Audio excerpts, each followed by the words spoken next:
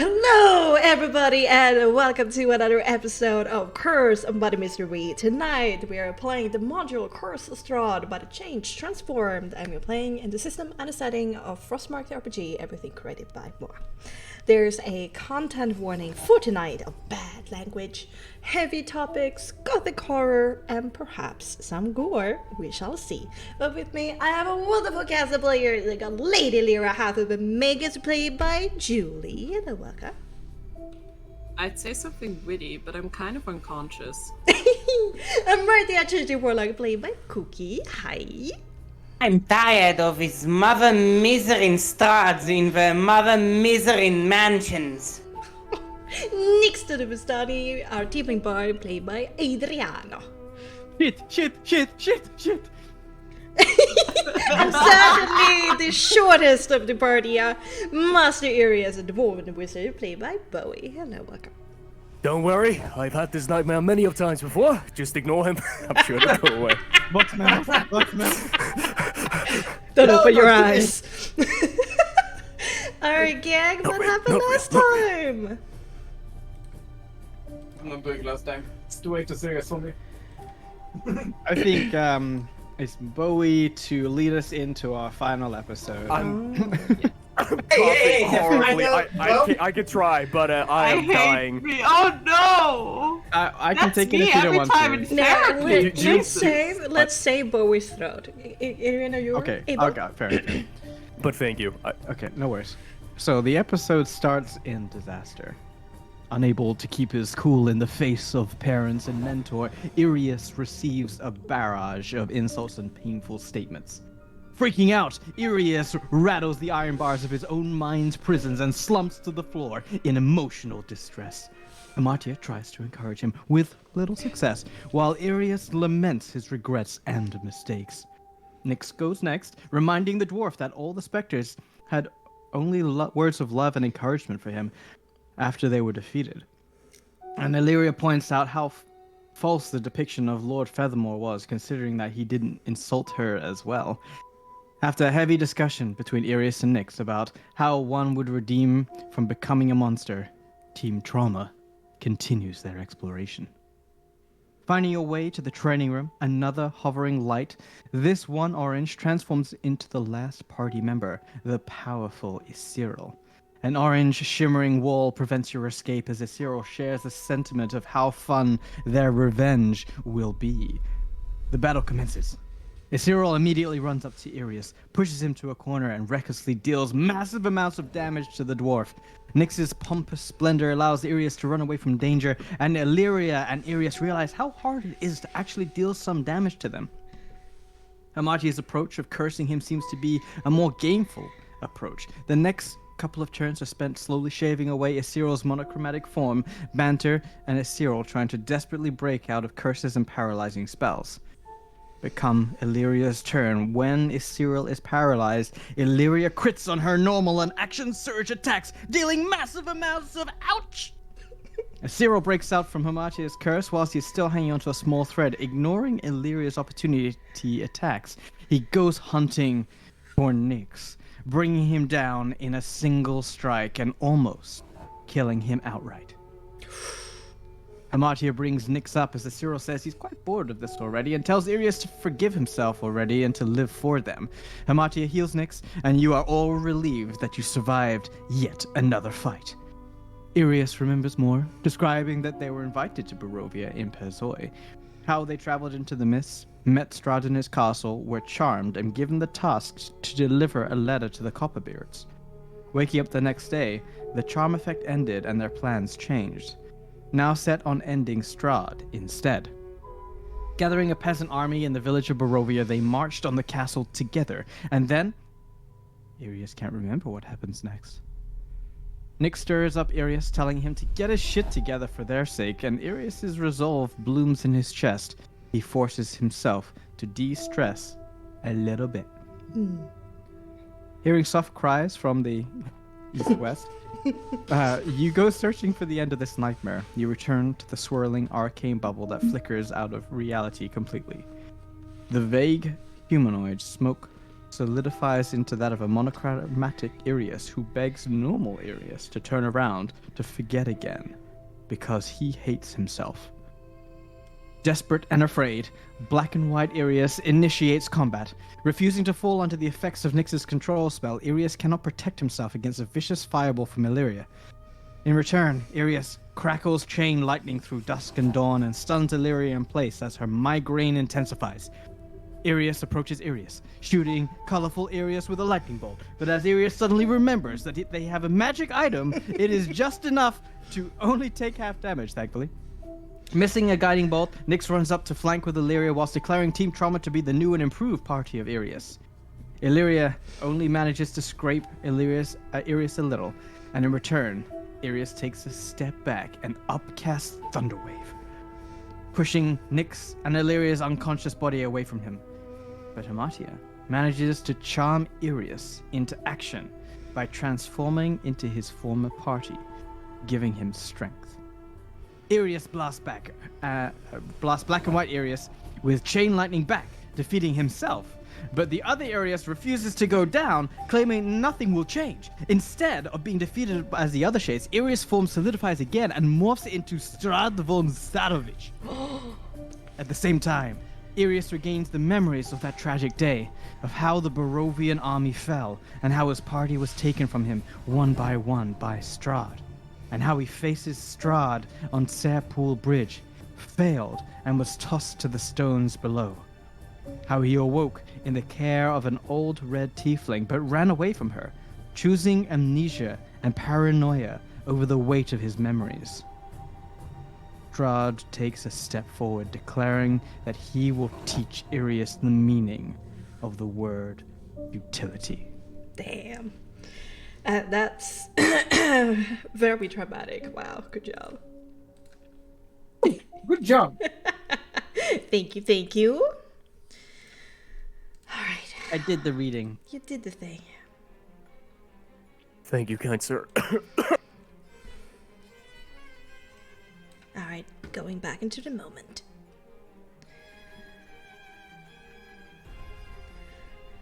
As the clock turns to midnight, we have reached the apex of this harrowing experience inside this twisted, magnificent mansion spell turned into a nightmare reflection of the state of Irius' mind. You have walked into his memories, his insecurities, his regrets. You have discovered an adventuring party, not unlike your own, who met their end within the mists, and their faded memories and distant glimmer of their souls being taken, sucked in, and used against you, used against Irius himself, to prevent him to recover who he really is. Individually, they were stronger than you, more experienced, more vicious, but you fought smarter, not harder, finding ways to circumvent the pure power each party member presented.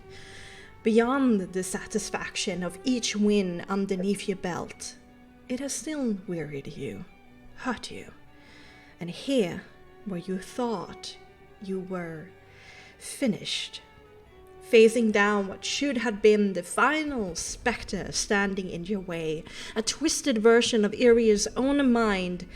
To your misery, you discovered it is not over yet. There's one more obstacle in your way. There's a monochromatic vampire lord standing before you. Nyx, you hover by the pillar, leaning against the hard surface as you try to recover from the shock, sweat on your brow. Harbardia, you stand in the open, you grin of victory, of triumph, in response to your deviously charmed Irius defeating his twisted self. That grin dies on your lips. Illyria, you're unconscious on the floor, for better or worse, slumped underneath the table. And Irius, as your final lost memory settles into the storming ocean in your mind, fear mingles with a recently quite rare emotion, anger. Yes, you indirectly caused your friends and loved one to die by ignoring the warning signs and being woefully unprepared. But this monochromatic form before you directly cast their death before your eyes, one after the other, and then try to kill you two. That cold fury eats up some of your fear, smoldering deep in your stomach, tasting bile on your tongue. Arius, you drop down to 15 stress. Okay. 15? 15. All right. And as Strahd threatens you, he takes a step forward and he initiates combat. So, let's re-roll that. Lyria, you have an automatic 1. That's fair. Come on, Lyria. Just get up. Is What do you the mean, charm just get up? is the charming effect still in play on Arius? How long does it last? Cookie? That's a turn, so you're done. Done? Alright. Okay. But I do have other things on my sleeve, you know? Don't worry about it. Well, well, well.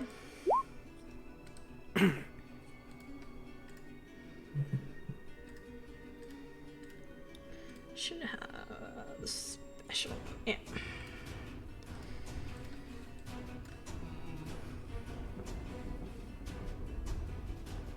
Guess I can just roll and set it to 1. Not on the tracker. I mean, I can add you like that. I already did it. Okay. And then change it. Yeah, You yeah, don't yeah, need yeah, to yeah. do extra work. Oh, thank you. Much appreciated. Well, Jesus Christ. Where do we begin? No, wait, I need to... Oh no, I got... Oh no. Oh, God. What going to kick me out? Give me a moment.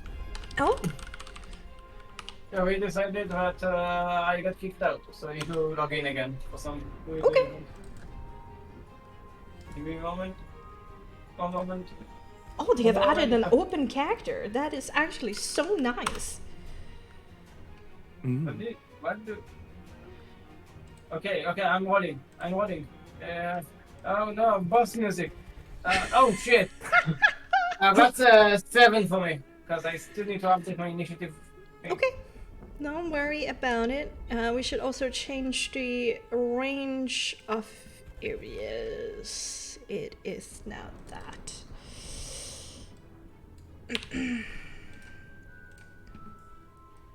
Okay. All right. Okay. 7 to Amardia. Then we all you're all ready. Next. Top of the round. What do you want to do?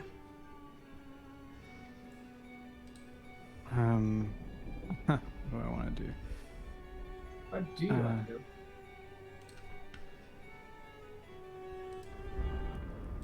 I guess he's gonna have to hope that Hamartia has a healing spell.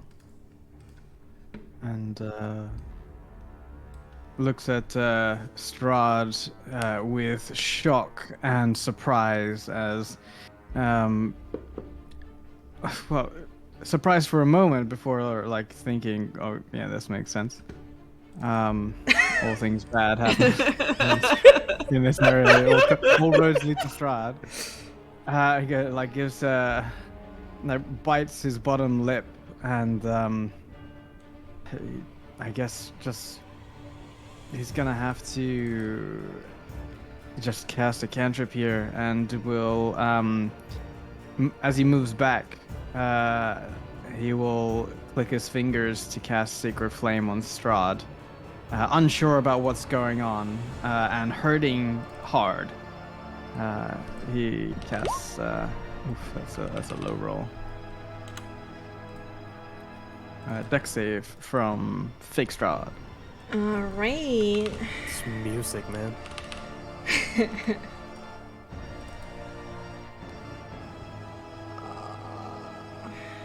Do I have anything extra to that? No, I think so. 29. Yeah, he saves. just as well. I mean, he didn't really have his heart in it. And he's gonna like come around the corner and like sort of rest his back up against the pillar, like here, ish. Well, I guess more like here.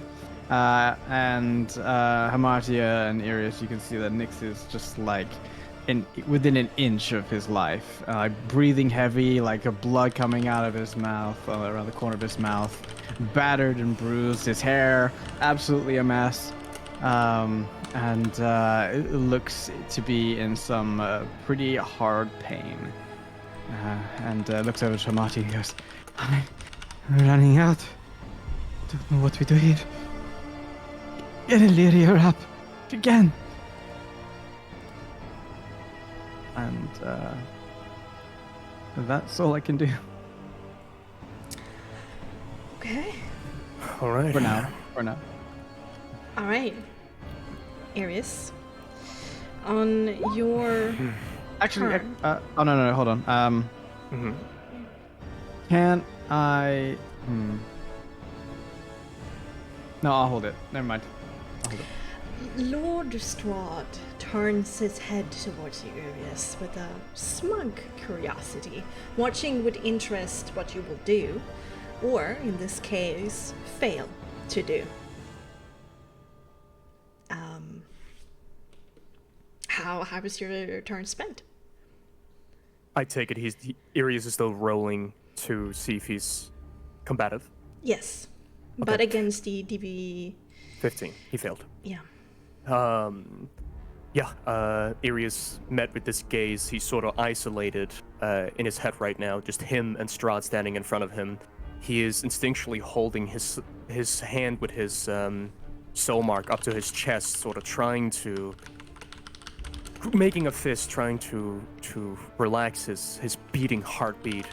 No words come out of his mouth, eyes wide open, staring at Strahd, and there's just this strange muttering with him trying to catch his breath. He just stands completely still, keeping eyesight on Strahd, seeing this nightmare come to life right in front of him, doing nothing.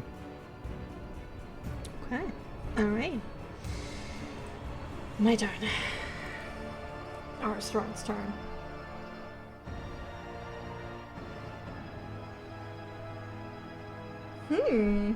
Well.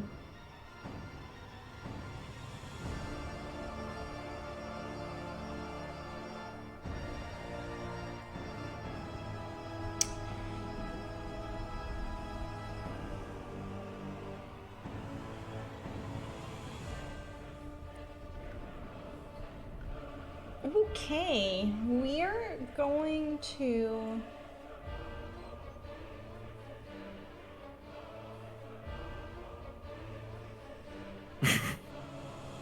So many choices. I'm going to cast Hex on Amartia. What do you do?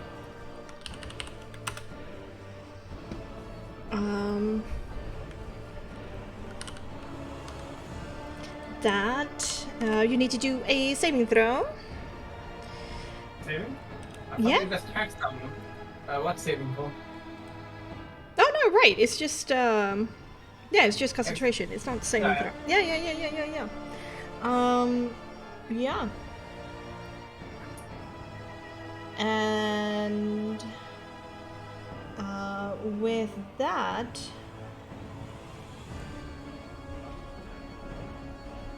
he's going to spend a bonus action. His form kind of dissolves in this misty smoke, and he appears right here.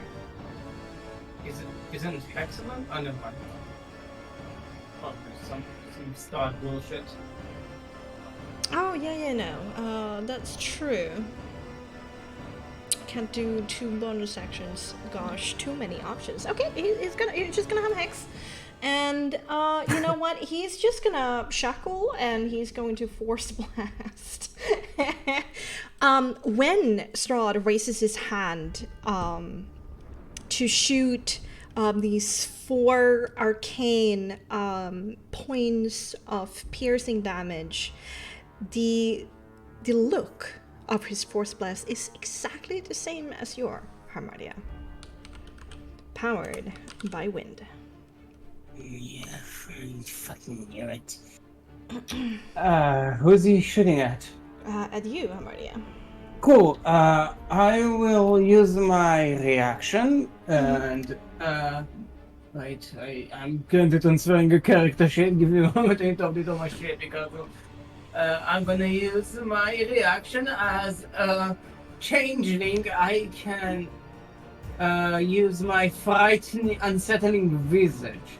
When a creature you can see makes an attack against you within 6 meters of you. Never mind.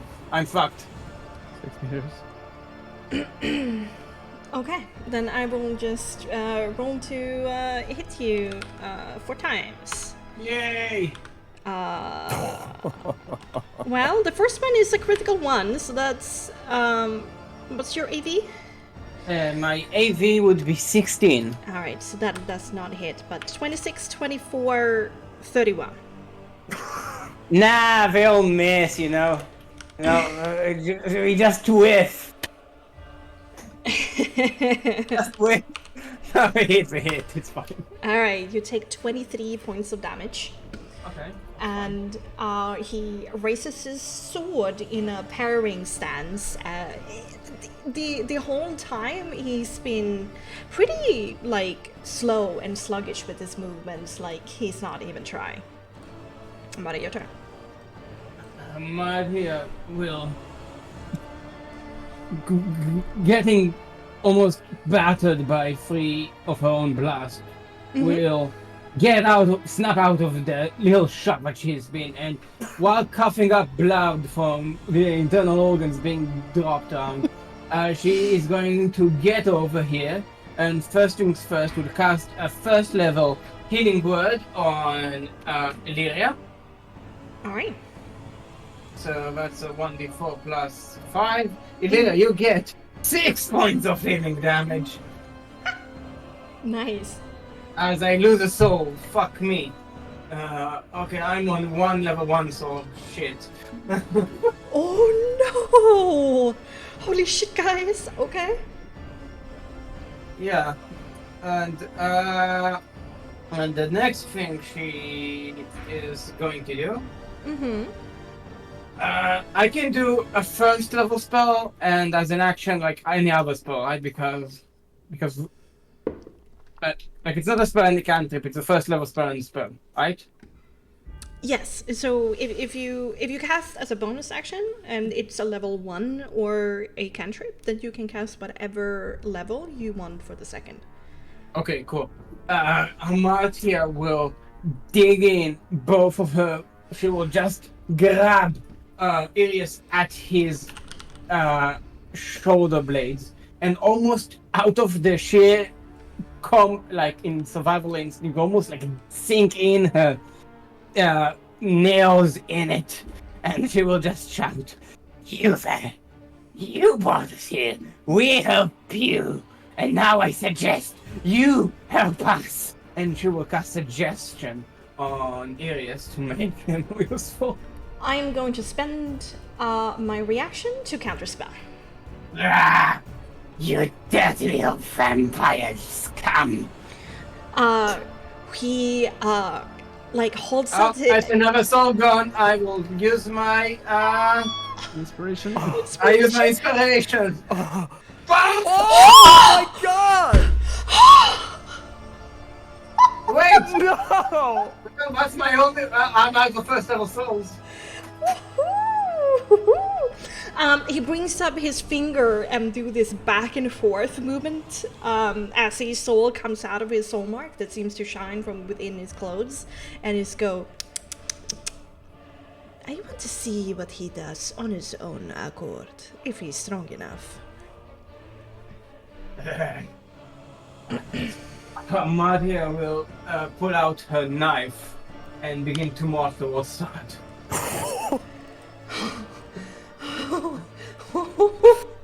And that's my turn. Whew. Oh, yay. Okay. Illyria. I mean, what is another point of hurt at this point? They kind of all like muddle together. But Illyria. what the fuck is this? in pain, and it's kind of like sits up a little under this table, almost hitting her head. And she kind of like crawls out and sees this like monochromatic form of Strahd. Yeah. Just says, what is he doing here? And after kind of like realizing it's probably another one of these illusions, he will take a step towards Arius and kind of like put a hand on his shoulder, and she'll say,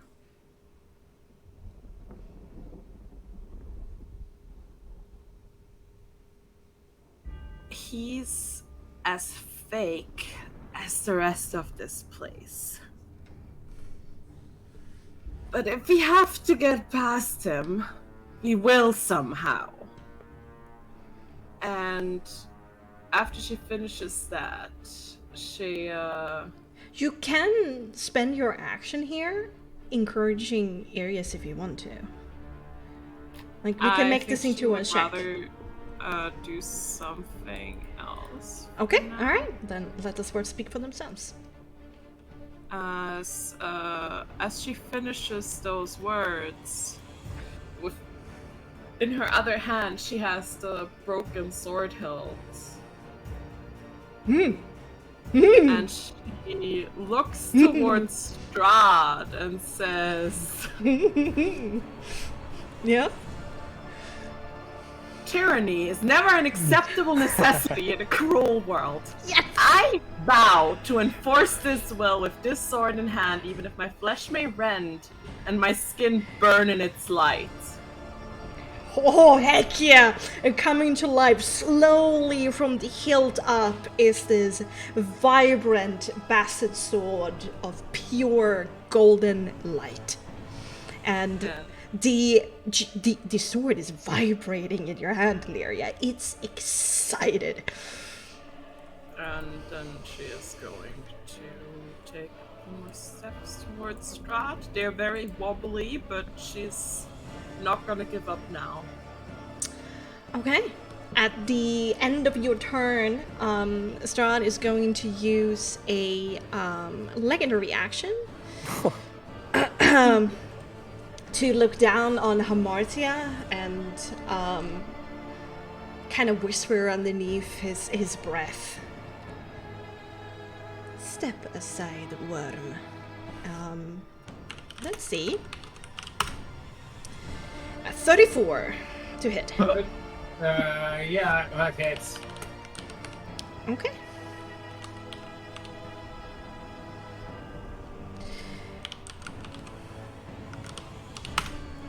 Uh, 44 points of psychic damage. Oh shit. Hamatia is barely standing, but that's more than half of my hit points. I need to make a vitality save, isn't it? If that is, yeah, then you need to do a vitality saving throw. What's the DV? 12. 20. No.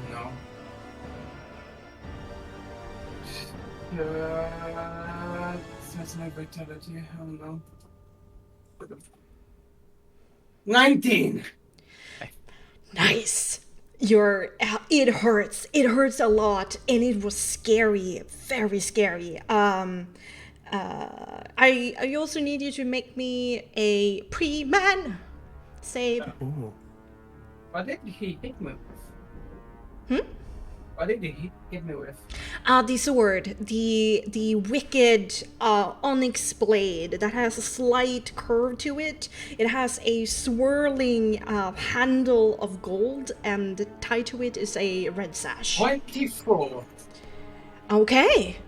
Oh. You can feel that the sword is like trying to eat some of your vitality, but you steel your mind against it and it fails. Also, I want to point out here, Illyria, as you stumble towards Strahd and you see him callously just slash open Hamardia's torso with a flick of his wrist, he's not really looking at you. And when his eyes kind of just flicker to yours for a second just to see your approach, there's no interest. No obsession, no warmth, if there were some to begin with. And it's a bit of relief. It's scary, but it's a bit of relief. He doesn't see you as anything important. Take that as you may. Nyx. Like her dad. Jesus Christ! Sorry. Oh god. I think the big plot twist is gonna be that her family actually cares about her. What a plot twist. Never heard about that in any reality. What? Parents loving their children? Wow. Must be a fad. Yeah. Adrian. Next. Yeah, I'm here. Yeah. Okay, well, this is gonna be another sort of Hail Mary. It's always been Hail Marys, it seems.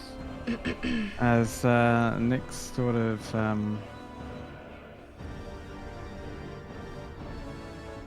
he like is trembling behind this pillar, hearing the sounds of Amartya be like injured, and the sort of light go up, and Irius's inability to act. He is, like almost shivering with fear, and he, for a moment, he steels himself and gives this resolute sigh, this deep inhale and then exhale, and he says, "There's only one way we're going out of this." And he's going to step around here to Irius. And he's going to just like, he's within touching distance, he's going to sort of like whisper in his ear. "In the face of adversity, remember that within you burns a resilient flame that can weather storms and conquer mountains, young dwarf. Every challenge you've encountered has been a stepping stone, sculpting you into a stronger, wiser version of yourself. Embrace this moment with the knowledge that you possess and the power to not only endure, but to thrive. Just as the sun rises after the darkest night, your spirit will rise above the hardships, illuminating a path of hope and growth. Draw strength from your past triumphs, young dwarf, and let them fuel your determination to overcome this terrible obstacle.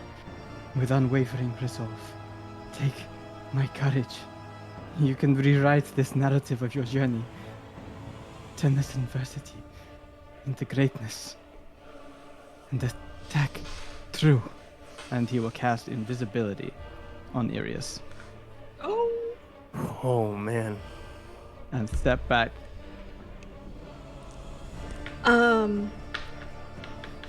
Also make me... Wow, that was stirring. Very. Are you trying to persuade him or, like, empower him?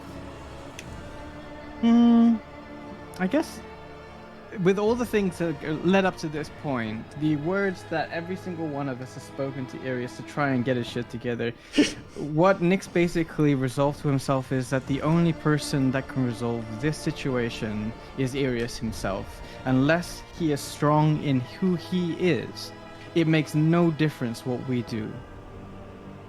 So he's trying to encourage him. He's trying to build that inner power within him because he doesn't have any power left to give.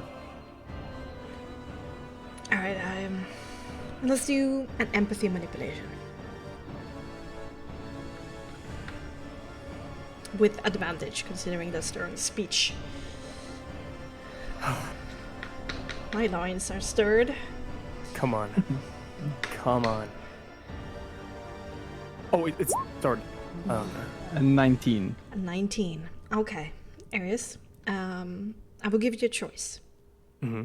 Either you roll your next DV15 to act on your turn with advantage, or I roll to lower your stress right now, and your DV might be lower next time you roll. Oh man. I'm really bad at math, but and you said it might be lower, so there's a chance that it might not. Well, let's see. We rolled a 19, so you would heal 1d4 minus 1. So there's a 25% chance that it will heal 0. Fuck it. I'll take the advantage on the next time. Okay. Again, Strahd's eyes over Harmodia's kind of crumbling form meets yours with a mocking smile on his lips. All right. By the way, as both Amathia, Illyria, and also as well as you, Nyx, as all of you have come up and spoken to Irius in this quick moment of time, Amathia and Illyria, Irius has been fixated, trying to control his breathing. There's been this unhealthy fixation and kind of a bloodlust as he's just been staring at Strahd, not paying any attention to you guys. But your words might have reached him. Nyx, for you, when you came up, it was the same, but as you continued, as you pressed on, you felt that his attention was sort of looking towards you again, kind of trying to break out of this moment of anger, rage, and hurt. Oh, come on. Oh my god! Wow! You have inspiration. Remember it this time. What inspiration? For the love of God, use it! Do I? Yeah, you have one inspiration left. Inspiration, use it! Okay.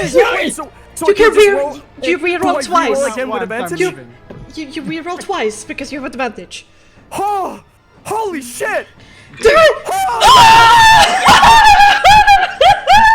Sorry. Roll 20. Oh my god, there's no way. All right.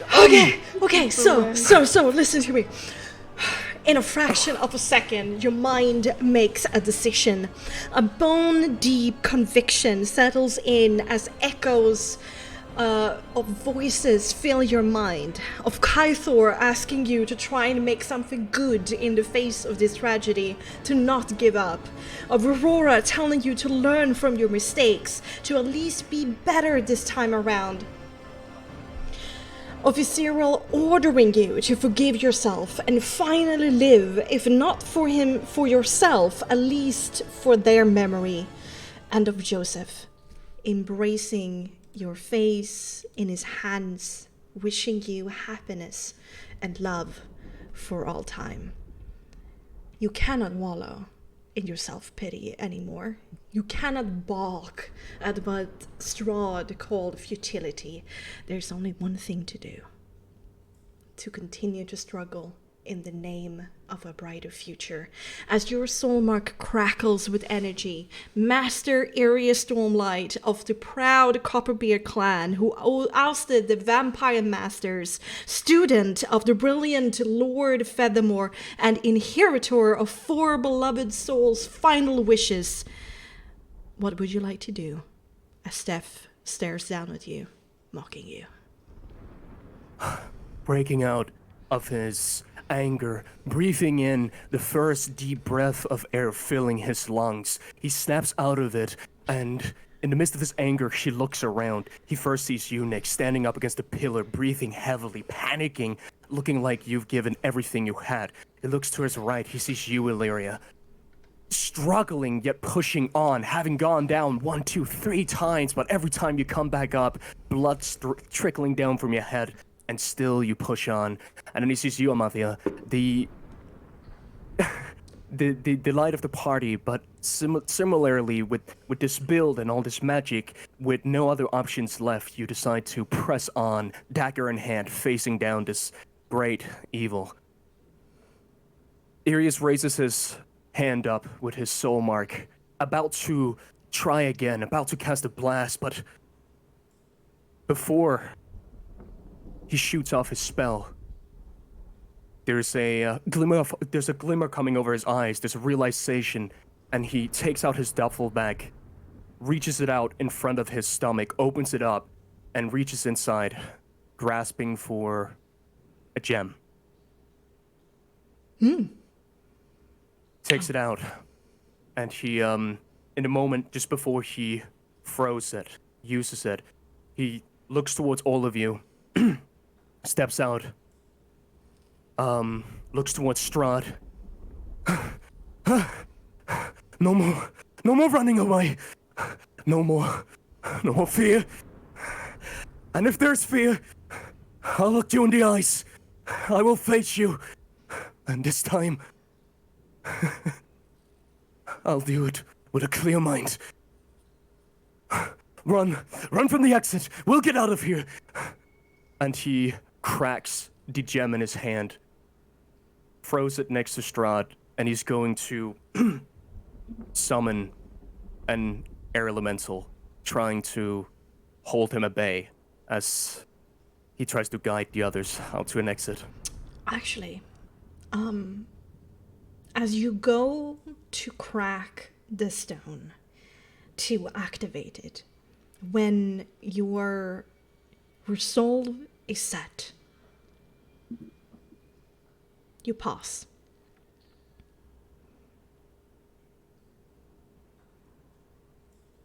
Even if this monochromatic copy of Strahd, conjured by your memories of him, hardly cares about whatever form of aggression you will try to unleash on him, your action is momentous. You've decided. You've decided to take responsibility to the good and the bad of what has happened. You have decided to embrace your memories, the tragic and the beautiful. And you have decided to own who you are, the dark and the light. Something shifts in your mind in that fraction of a second, falling back from your unconsciousness to your consciousness. Control. No longer shall you hide from your amnesia and your paranoia. You shall daringly stare death and truth in the face, making your past not your crutch or your weakness, but your source of power and meaning. You are Irius Stormlight, and this is your second chance. The monochromatic straw doesn't even have the time to fully scowl as it notices the change in the air. A snarky comment of goodbye robbed from it as the imposing black and white copy of Strahd explodes in black mist. Team Trauma hardly have the time to gasp in reaction before a blinding white light starts to shine, to blind from every corner of the subterranean basement. All of you close your eyes, unable to look at that light. But Irius does so with peace in his heart, not felt for more than 4 years. The peace of acceptance. You have no needs of these chains anymore, of this handicap, so you discard it as easily as you discard an exhale of a breath. The sound of the basement fades. A soft, cold wind tussles your hair instead. Cold autumn rain pelts you from above. And as the white light fades from behind your closed eyelids and all of your eyes flutter open, you stand on the Swallow Road, just a couple of meters from where you departed into that swirling portal. It's the middle of the night, and your horses neigh and thrust in frustration and relief, still attached to your wagon parked at the side of the road. You are back. Amartya immediately drops fully to her back like stone and lets out a scream of relief. Like, Valeria just somewhat wordlessly just kind of like sinks down to the ground and just sits down with like a sigh of relief, looking towards Arius with a certain like, you know, like she's proud of him. Nyx also more or less falls forward onto his hands and knees and like with his head down, gasping for air, and shaking still, but this time with relief and haggard breath. Ari is caught in this awkward position of just about to throw something, really putting his back into it. Steps ground, realizing the oddly fresh Barovian air. Never thought that he were going to say those words but ever again. Filled with his positive emotion, filled with this feeling of no more dread, looks down towards all three of you. Lowers his posture, lowers his hand.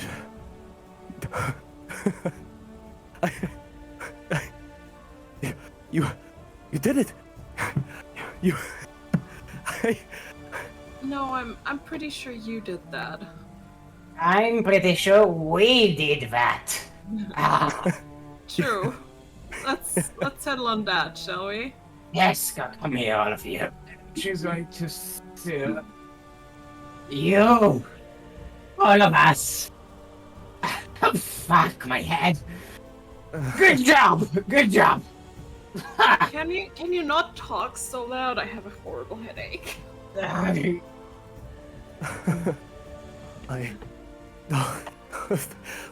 you. Thank you. I've never felt better, and I realize not all of us can say this, but truly, I owe you. I owe you everything. I'll give you everything. I will. Well then, Arius, Stormlight, would you join us in our quest to end this curse once and for all? You know, it's funny. For the past 4 years, I've been having nightmares of doing exactly that.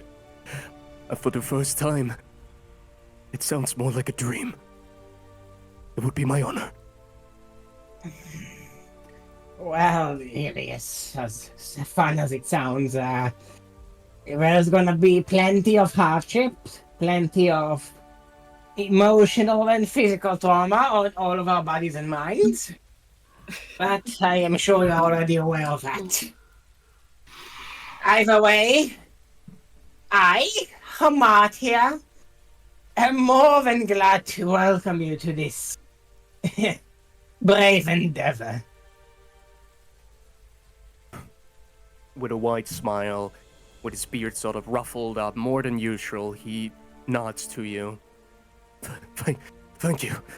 He turns his head towards you, Nyx, remembering your hesitancy, you speaking outwards towards this endeavor, reasonably so. Remembering everything you put online, all three of you, and still going through with this. And he, sort of, not necessarily having to, but out of respect, goes down to one knee as you're sitting there on the ground. I have a lot to prove.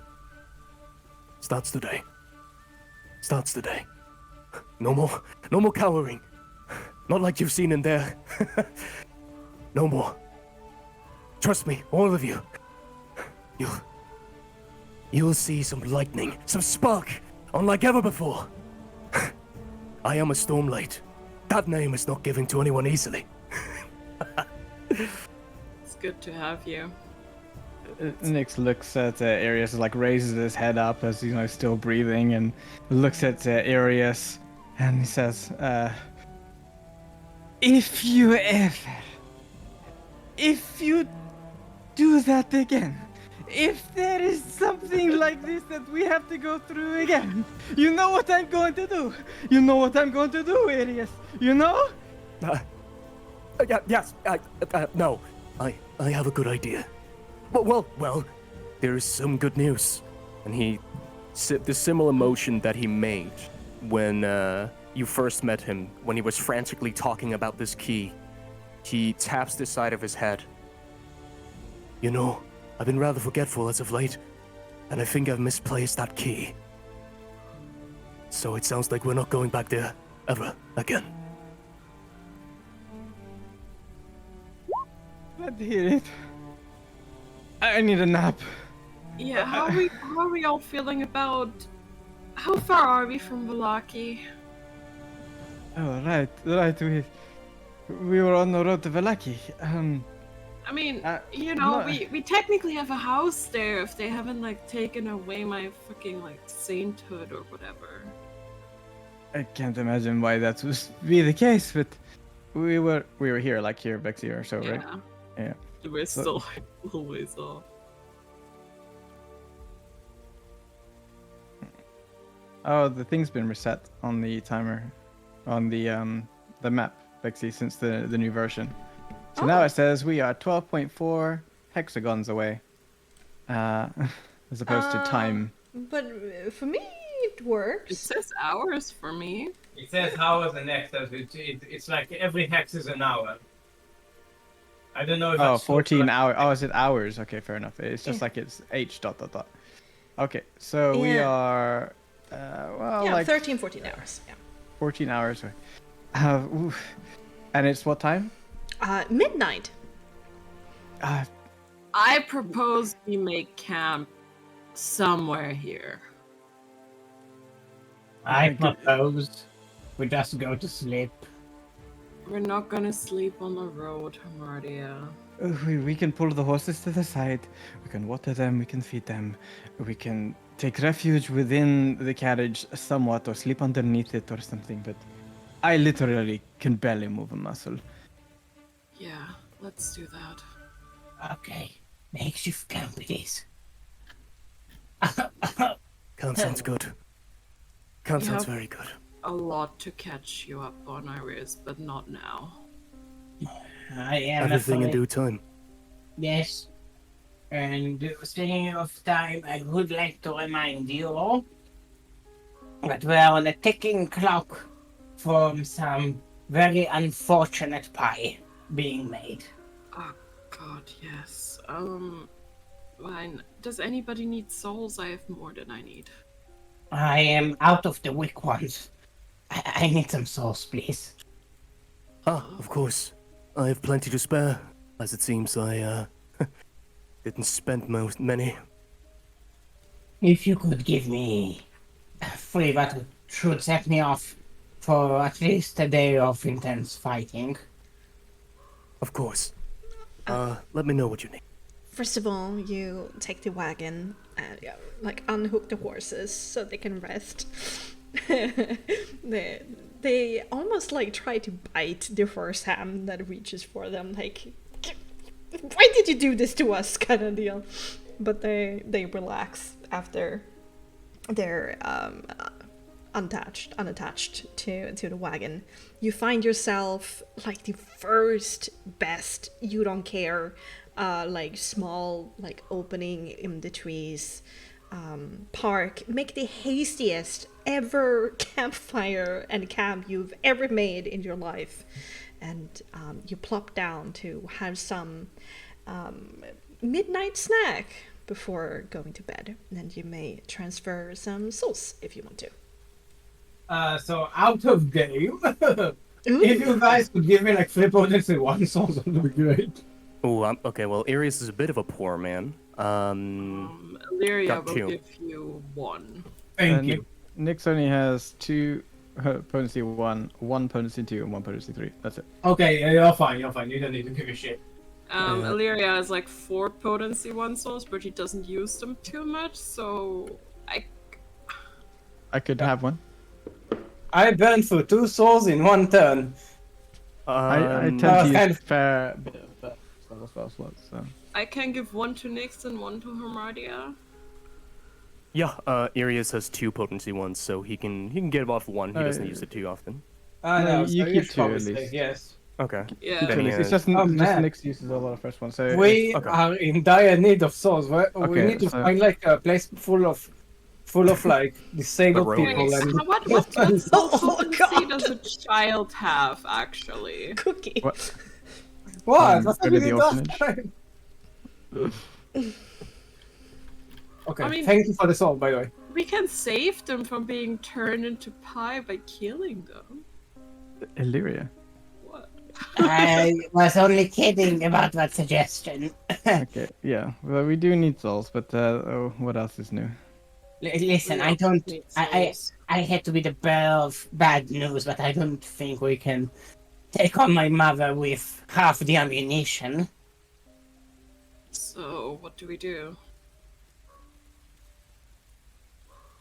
Arius just curiously follows this conversation, not entirely in, but understanding that more dangers in Barovia needs to be taken care of.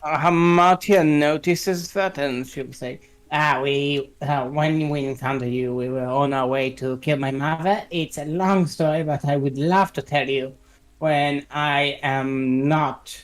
Long 18. story short, her mother is a hag who turns kids into pie. Yes, not very fun.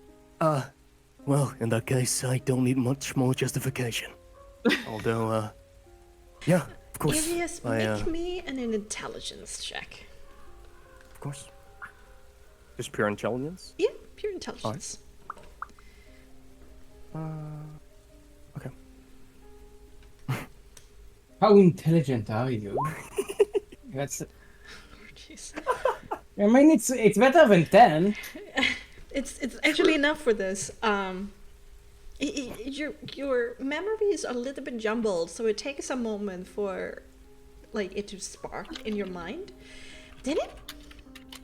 Didn't Cyril get a pie Oh no. in the village of Barovia and said no! he really missed it and wished he had another?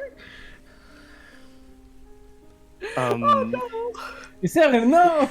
Arius does keep this to himself, but Amavi, as you're kind of speaking to Arius, and as you notice an obvious, like, him going from listening to you to, like, his eyes sort of wander off and gets wider and wider, and he goes back to listening to you. Like, he just had a horrible memory pop up. Cyril, why? Why? Alright, yep, alright. Stop the pie factory. Understandable. Yeah, we already did stop the pie factory. That's We another burnt it part of this down. one. Yes, they did, Oh. not me. Good. Good. She kind of does a little, like, barfing motion, just trying to keep it in.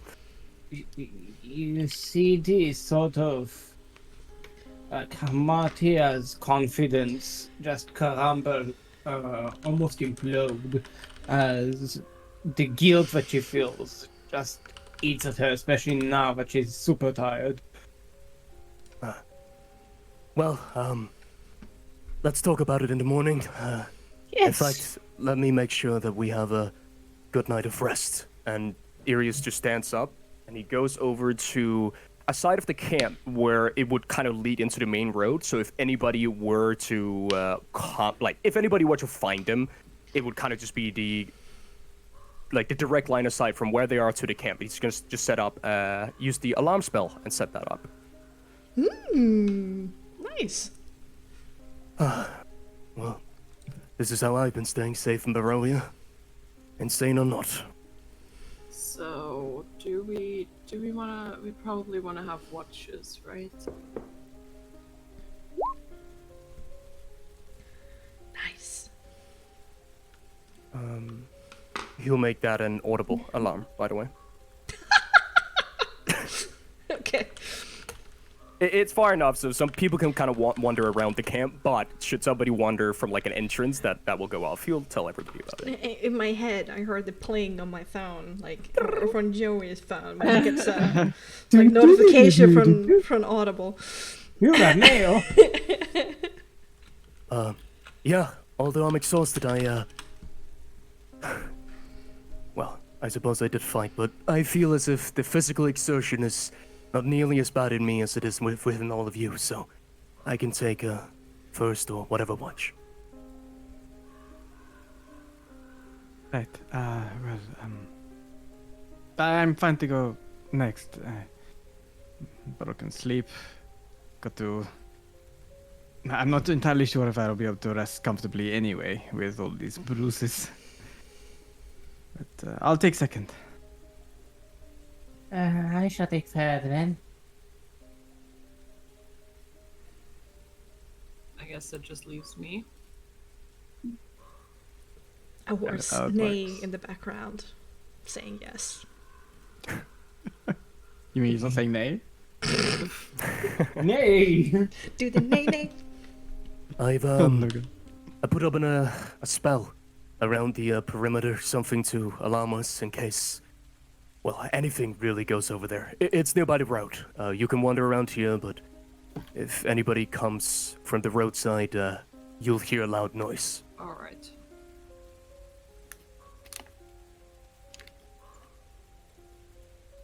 Good to know. I'm not going more than a few steps. If I'm honest, I'm staying by this fire. I am licking my wounds. I'm gathering my strength, and I'm going to pass out any moment Next, now. why are you still talking? I'm trying to sleep here. Nick sort of like takes that command and almost like falls asleep on command too, like passes out. Like his eyes sort of do that half blink thing, like trying to stay awake, and then he's just like immediately passes out. Mattia is snoring so hard. It's almost like a dad snore. Wow, that's impressive. Okay. Alright. Tired to your bones. Sleep, thankfully, comes easily. Curious. Make me a perception intelligence and tell me what you use your 2 hours for. Yeah. One and then.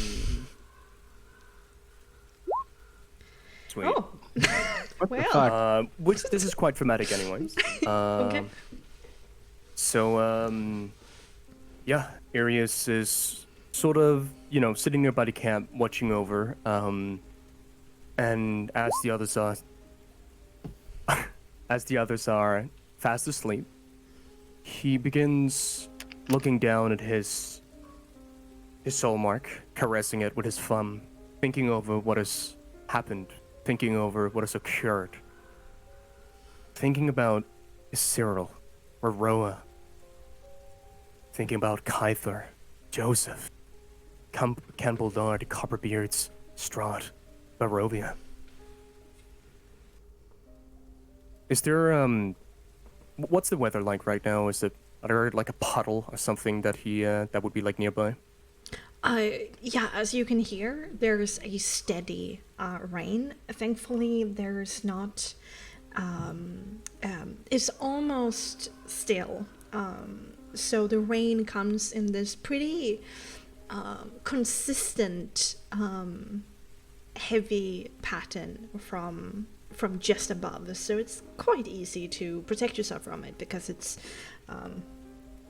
predictable. However, the ground gets pretty soon muddy and there's indeed puddles around. He wanders over to just a puddle nearby, making a fair distance from the camp, but not too far, still wanting to make sure he's on his watch duty, and he crouches down to it, seeing his own reflection. He reaches up to his bandages, and he slowly begins undoing them. And as he does, seeing the man that he's been for the past 4 years, but only being introduced to it right this very moment, he, for the first time, looks reality in the eyes, looking upon his scar that has gnarled and twisted his face. A tear begins leaving his scarred half side of his face, and then shortly after, another from his other face, and he takes out his little handbook that he was gifted by Joseph, and just puts his forehead down to it, and cries somberly, not too loud, but morning. I'm gonna make this right. I'm gonna make this right. Then he goes back to his post and he tries to pay attention. Yeah, a thought immediately pops up into your head.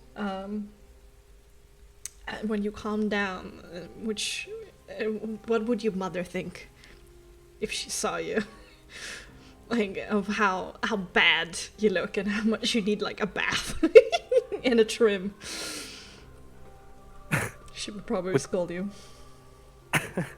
He quirks a little smile through the tears.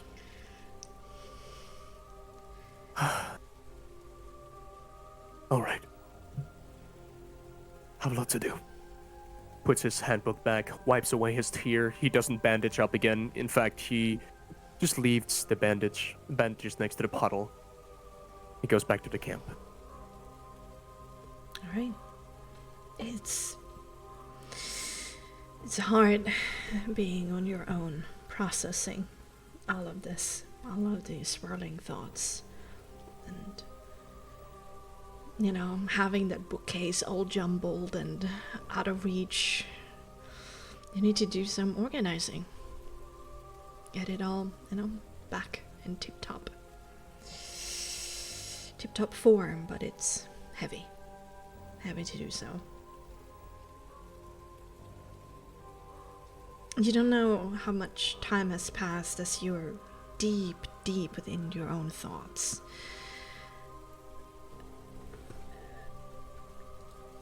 Oh, nice. And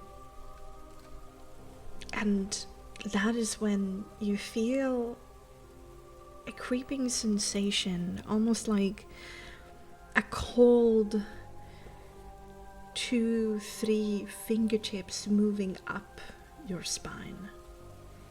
And it has sometimes visited you during these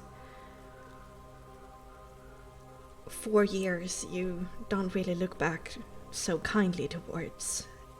And usually it's mostly been a sensation, like just a presence guiding you away from danger. It seldomly speaks, but it has. And that same voice crackles with a cold breath into your ear. Finally. The cold hand leaves your spine, and the presence leaves altogether.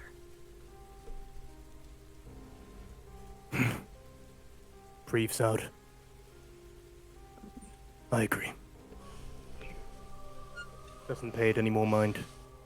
He does do a quick jerky movement as soon as he feels those fingertips running down his spines, but he realizes and he just says that to himself.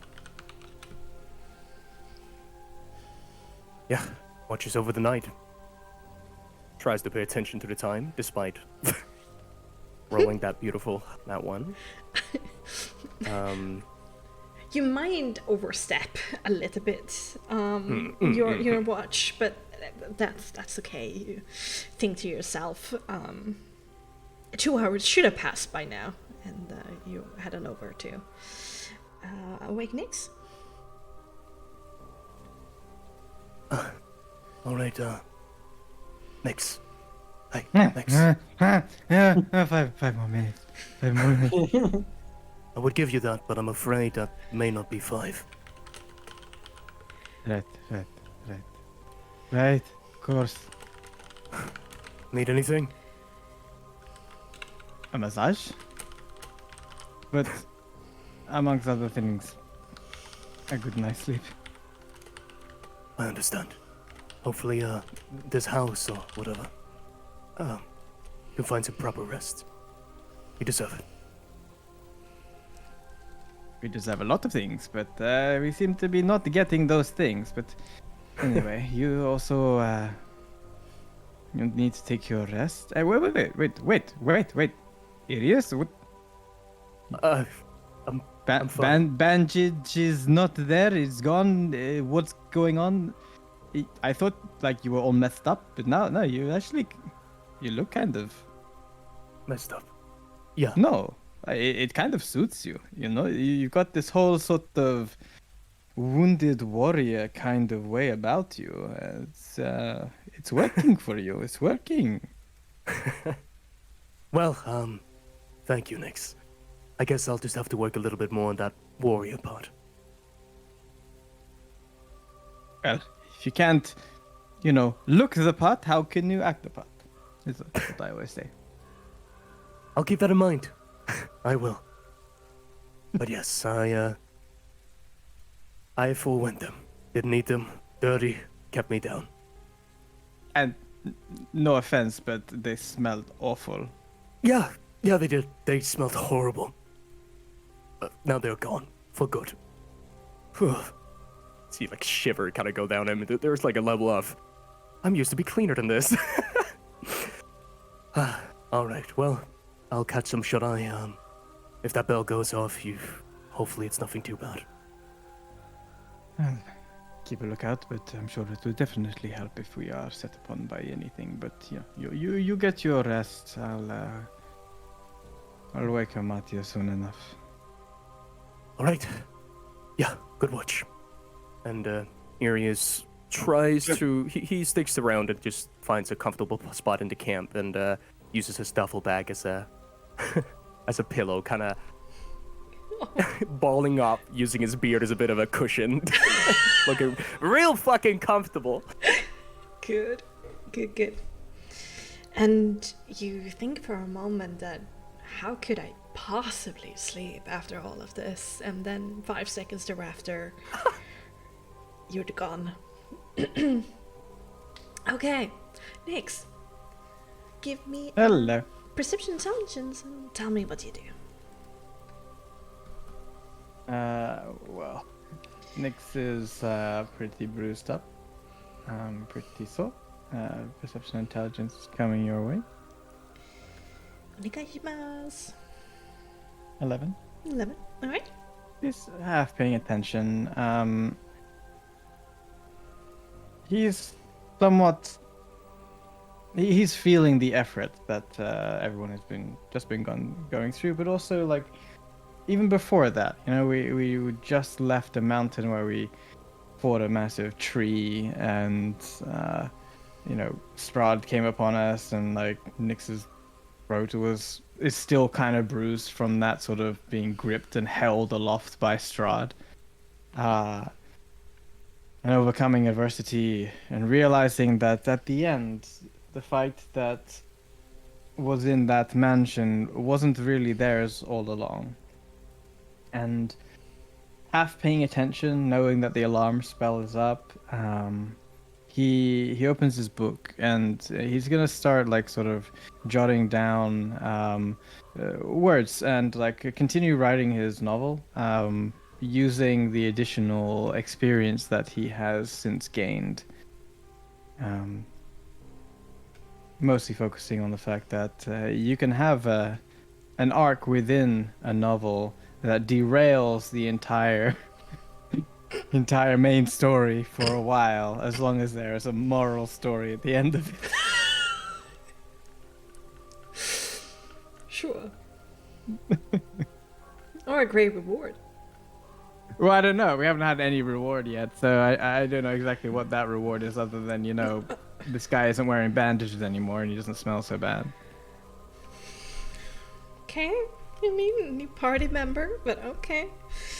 guess Sure, that's but not a would you have to reward. take this freaking charity case? We could have just picked up like a warrior from Valaki. They're not as powerful. A strong Barovian child. I just need There's a many meat of 'em. wall, please. But yeah, he continues writing in his novel, continuing the story, the epic saga of Nix Nevere. You know, it's pretty miserable. Like, you want to go back to bed. Like, the rain is cold, it's irritating. Autumn is in full swing. It's certainly close to freezing. And there's a deep ache and still exhaustion in you. But you soldier through, using the book as your distraction. Everything seems to remain quiet and calm. And finally, those 2 hours are over. Not a second more, Nix gets up and trudges somewhat quickly with the effort and energy that he's, the very limited amount of energy he still has in his body. Goes over to Hamatia, and as he leans down to like shake her, he almost like lays down at the same time. Hamatia, it's your turn, your turn, your turn, your turn, your turn. Okay. Okay, I'm up. Thank you, Nix. I really appreciate it.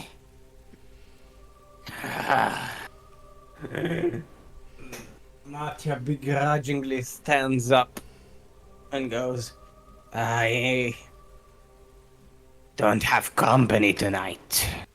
Soul died. Shit. Oh no! Attach me! The soul of soul. And Hamatia will start her watch.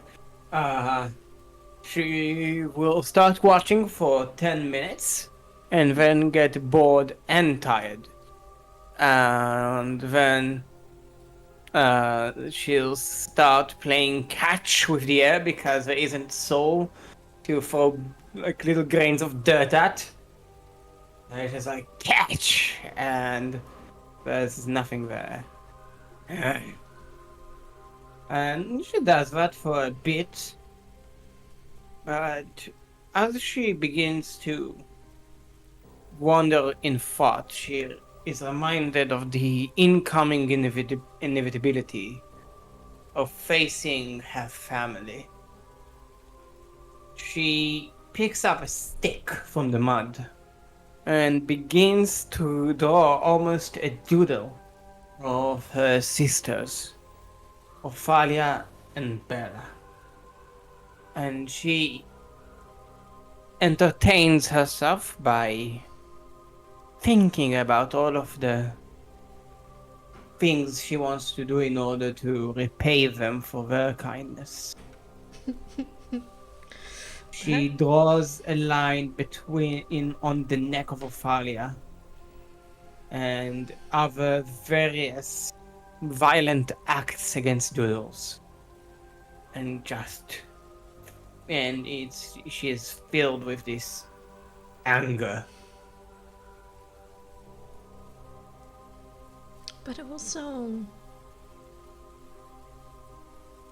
over the course of these 2 hours, give me that perception intelligence. Sure. In a moment. One moment. I need to check out my new character sheet, the 2.3 version. Really? Yes. Where can you find that? Oh, God. I found it in the resource on the resource tab of the Discord chat for Really? all things Frostmark. All Yes. free? Anybody can join the Discord and use it? Yes, anybody. Damn. Cool. It's gonna be a 14 for me. Okay. You're also exhausted and aching all over. There's a flash for a moment as you're already thinking violent thoughts of that painful pang of pain in your head from just a nonchalant flick of a wrist from that strange copy of Strahd. And then after a while, as you're too tired to continue be so angry, there's a creeping realization that comes upon you that you're actually a little bit worried.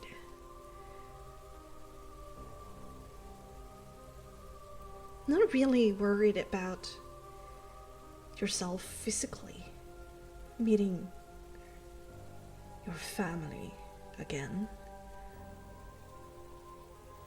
You're worried what it will do to you mentally. You were a very different person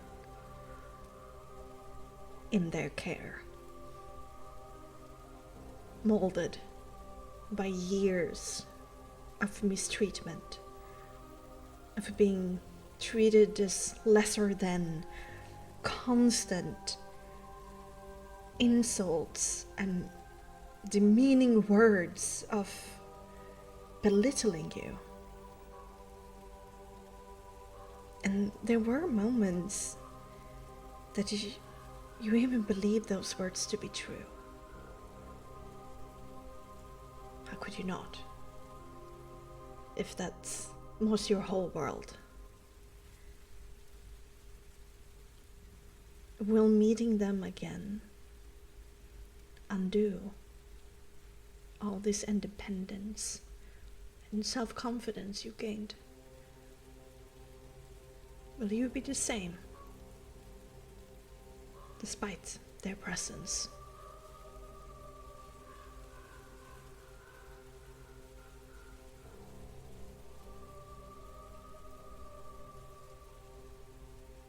We will finish the watch with a single thought.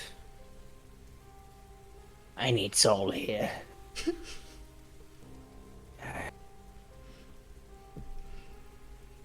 And she will approach Lily, and despite her being extremely tired, will nudge at her shoulder gently to wake her up as smoothly as possible.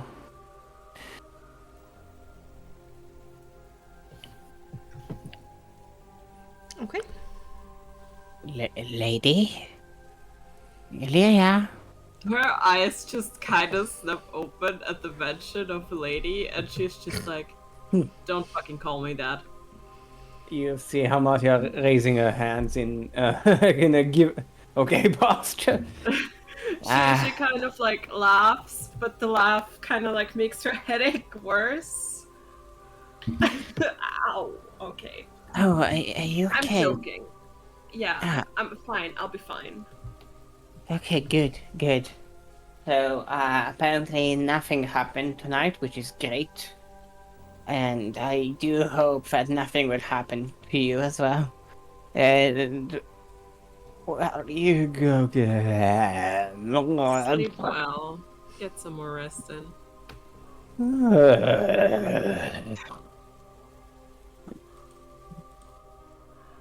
Lyria's gonna find a place to sit and watch. Okay. Then give me the perception intelligence and tell me what you want to do.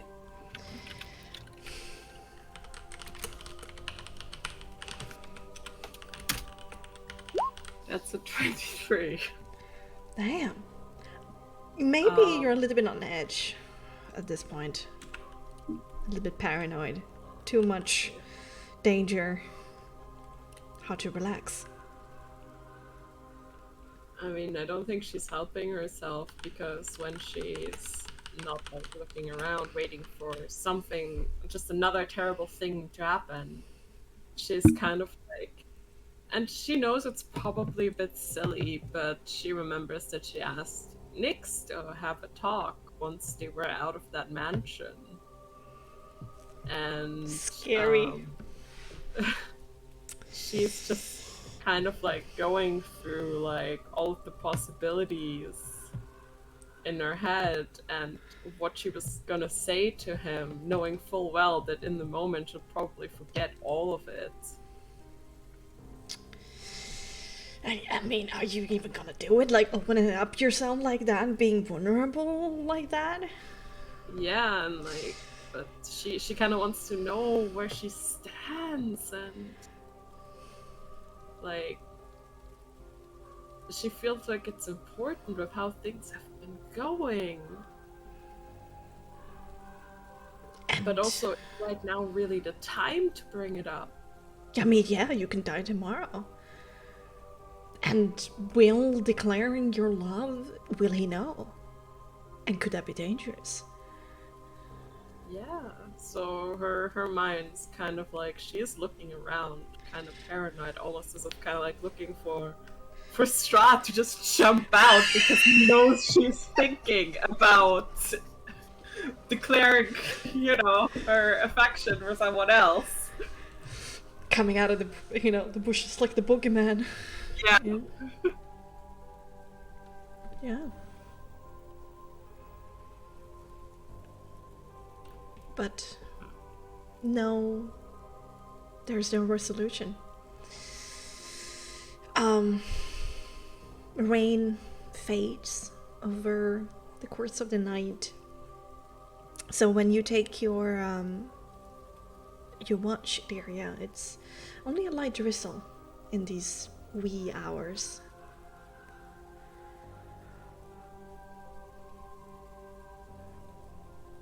Yeah, it's a little bit grating. You're still a little bit unsure of what you want to do, what you want to say, if it's worth it. And,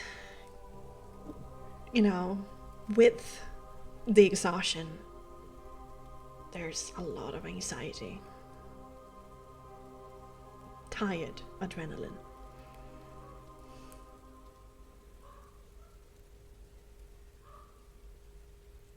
But morning comes, no problem. Dawn passes, you sleep in a little bit longer than usual. The rain completely disappears at that point. And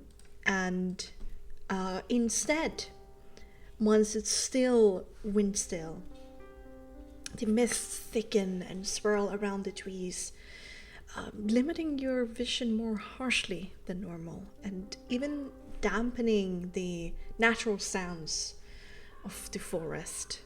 The world you awaken and make yourself ready to depart in. It is grey, still, and quiet.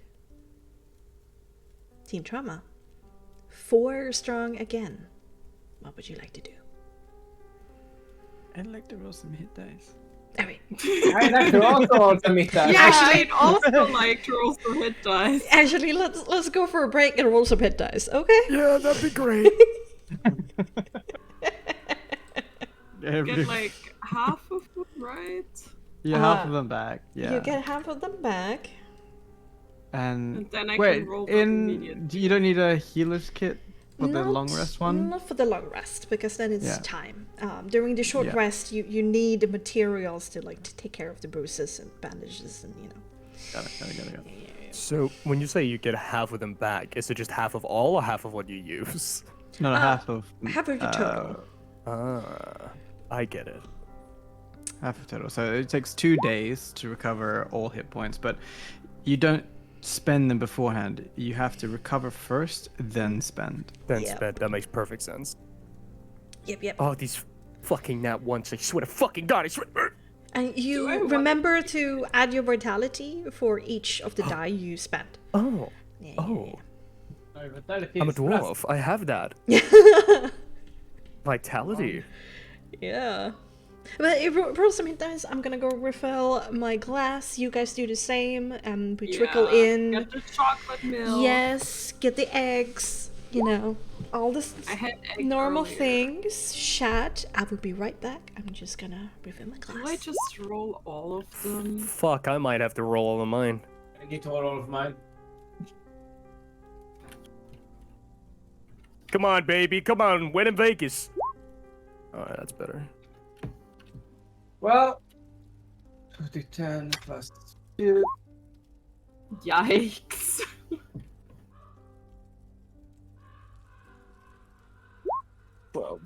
Oh, that's exact for me. Nice. I am sitting below, like 10 hit points below my maximum. I'm still like 50 hit points off. I have a 2d6 left.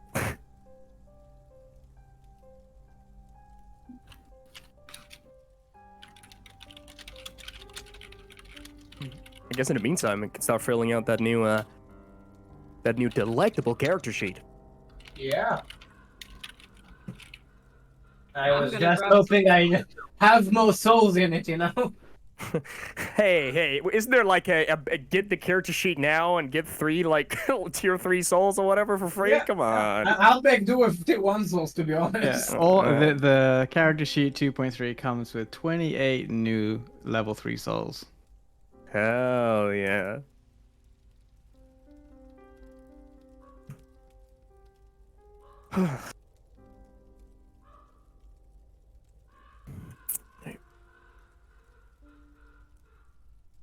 Oof. The next was running on empty, y'all.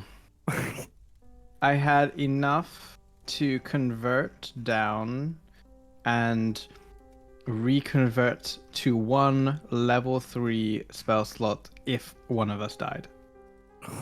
Man.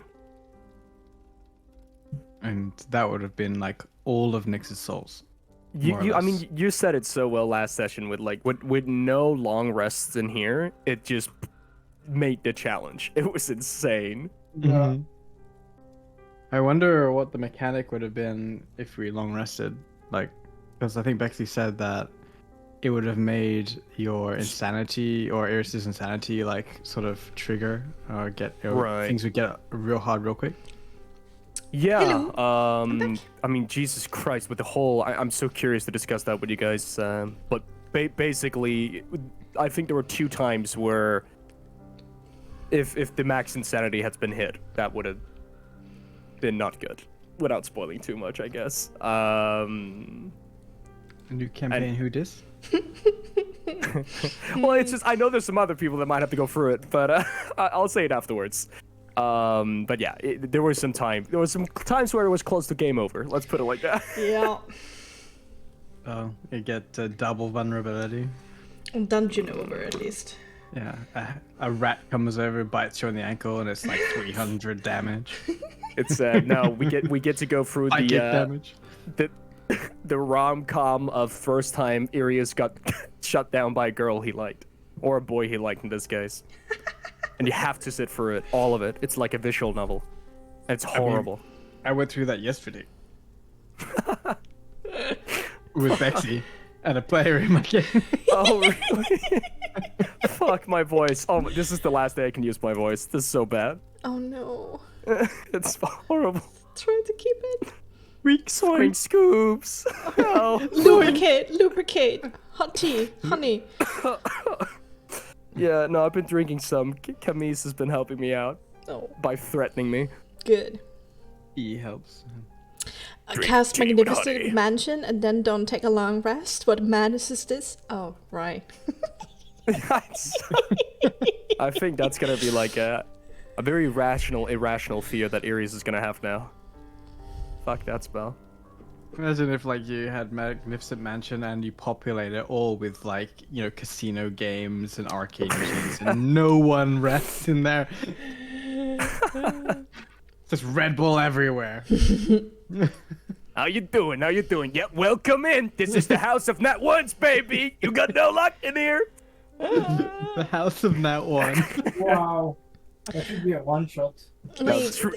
there's 2 reasons, Hemo. It's that the mansion doesn't have an unfucked version, like in animated glory, but it's also that I would force Bowie to spend 140 potential to pick up a spell in character creation, and That'd be that's the one spell I'd know. pretty costly. And Not it's- even Eldritch Blast. and Force soul Blast. consumption Hey, as well. come on. Force. Oh fuck, you're right. My He'll just be like, what are you gonna do in combat? I cast Magnificent Mansion. Run away. Every time it's Iris' turn, he just walks up to the people inside. Hey, you realize I own this place, right, pal? Like, what the fuck are you doing? What the fuck did I just come back to? Get off my lawn. Oh my god, yeah. It's like this old-timey Texas kind of style Magnificent Mansion with a porch on it and like a fake shotgun. Now when I'm filling in the new... I might be doing it wrong, but now when I'm filling in the new character sheet, by the way, under the attuned items... Yeah. Yeah. Whenever I write in one of the slots, it fills out all of them. Oh shit. Okay. The ID is broken. I'll fix that right now. Yeah, no worries. The ID of the field is Which field? duplicate of attunement fields. Where is it? 2.3. Oh, do you have a tuned item then? Yeah, there's 3 slots for attuned items. Am I on the something? Yes, to the circlet. Perfect. Yeah, they weren't associated their name properly. Maybe not all members of the Tabletop family were that intelligent. Just saying. The who family? The what now? We will get to it. Is a count bank attunement? No, it's not Okay, attunement. so I should have edited in now, like the stuff. Should I? I will update the post and update it with a quick Oh yeah, and also. fix. Also, the Sorry mental about goal that. is the third level, right? So I can just. I don't even call it dimension goal. Let's call it count bank in caps lock with an exclamation mark. yeah. So, I mean, I should have written in the game. Bowie. So basically, I have a count bank, which is like a mount bank, but to avoid copyright. No, it's just because it's fun. Yeah. So I have dimension, but I always forgot to use it. So I was just jumping to myself like count bank, count bank. I love that. So it became in me. That's great. And I think so she only did it once so far, but Illyria just says count back whenever she casts Dimension Door now. Oh my god, it's canon now. Take me to the nearest barber stack. She opens up the door. Okay. Are we ready to continue? Yes. Yep. All right. Then you have packed up camp. You have attached your horses, which they're not that happy about it, but they relent. And you're ready to go. Team Trauma, what do you want to do? On the road. Yeah, Do I guess Yeah, first yeah, order of yeah. business for Aries, he would have dispelled the alarm. I doesn't want to hear it. It's horrible. But other than that, just jump on, follow whip. All right. Who takes the reins? Nix usually drives. Because he knows this land. Yeah. Okay. Been around here before. I know this place. Like the back of my hand. Yeah. Okay. So. How did I get there? Gonna show him in the front for just a little bit. Oh. Okay. So, yeah. So, Illyria and Nyx in the front, and at least for now, and then Amaria and Aries in the back. But there is like a flap, like a little window thing that you can like close or open for either some privacy or to talk with each other if you want to. Sweet. Okay. Indeed. Okay, so you set off on the road.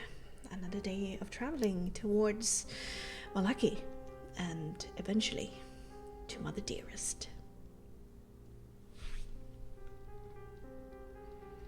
We do that. Yeah, you do. You want to talk about anything? Yes, Hamatia would like to get Bowie up to speed. Not Bowie. I also Bowie, but Iris. Okay, I think we will have to do that roleplay wise because I have only sent the information that Irius knows. Okay. Yes or no? Well, Iris, first of all, welcome to the team. Yeah. It's, feels good. So, we're going somewhere. I take it you're gonna fill me in? Yes, we are currently en route to Valaki to have a little visit there, if I'm correct. And then we'll go to, well, what was my home for a long time.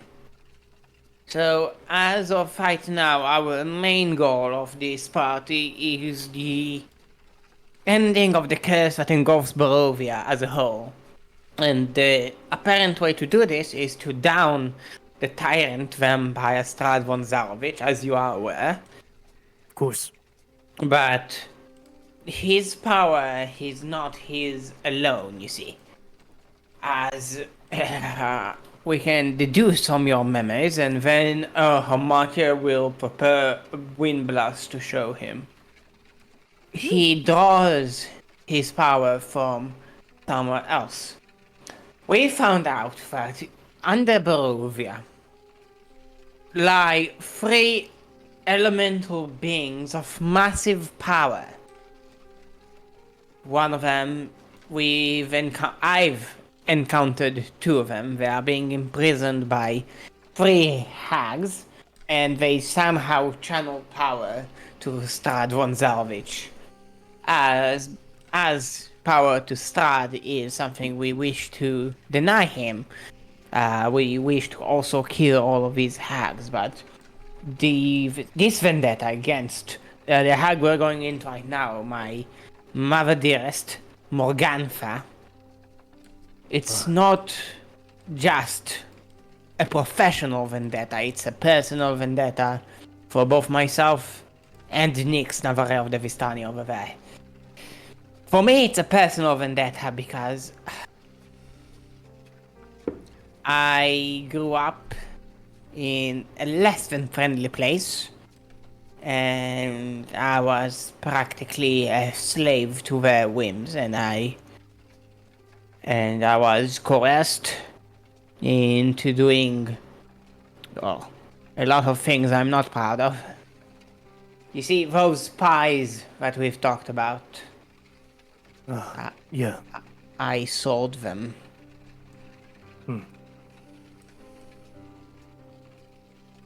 But, despite all of this,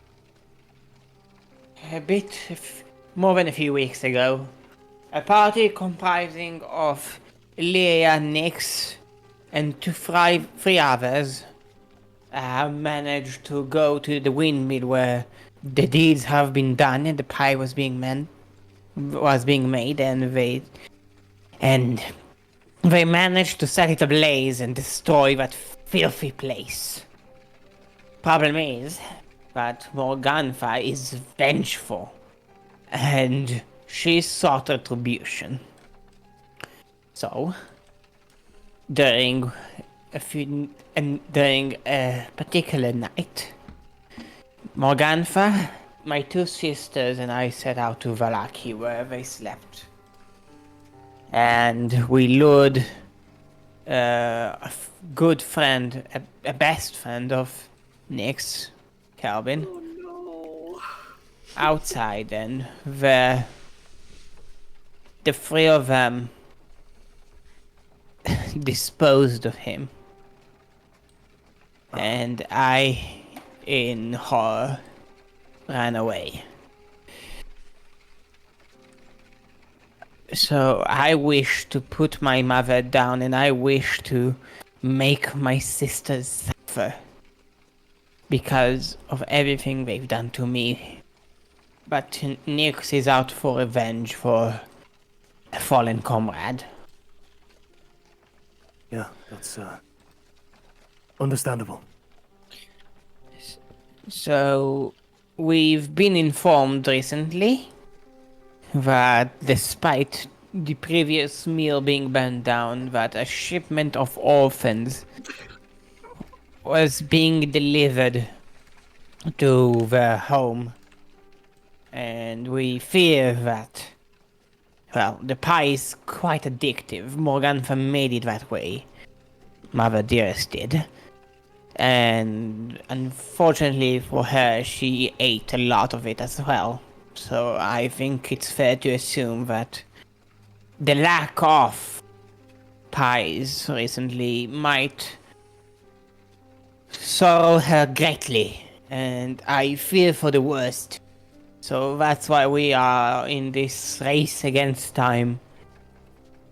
Our objective is to find Morgantha, find Ophalia and Bella, my sisters, eliminate them, and perhaps save the children as well.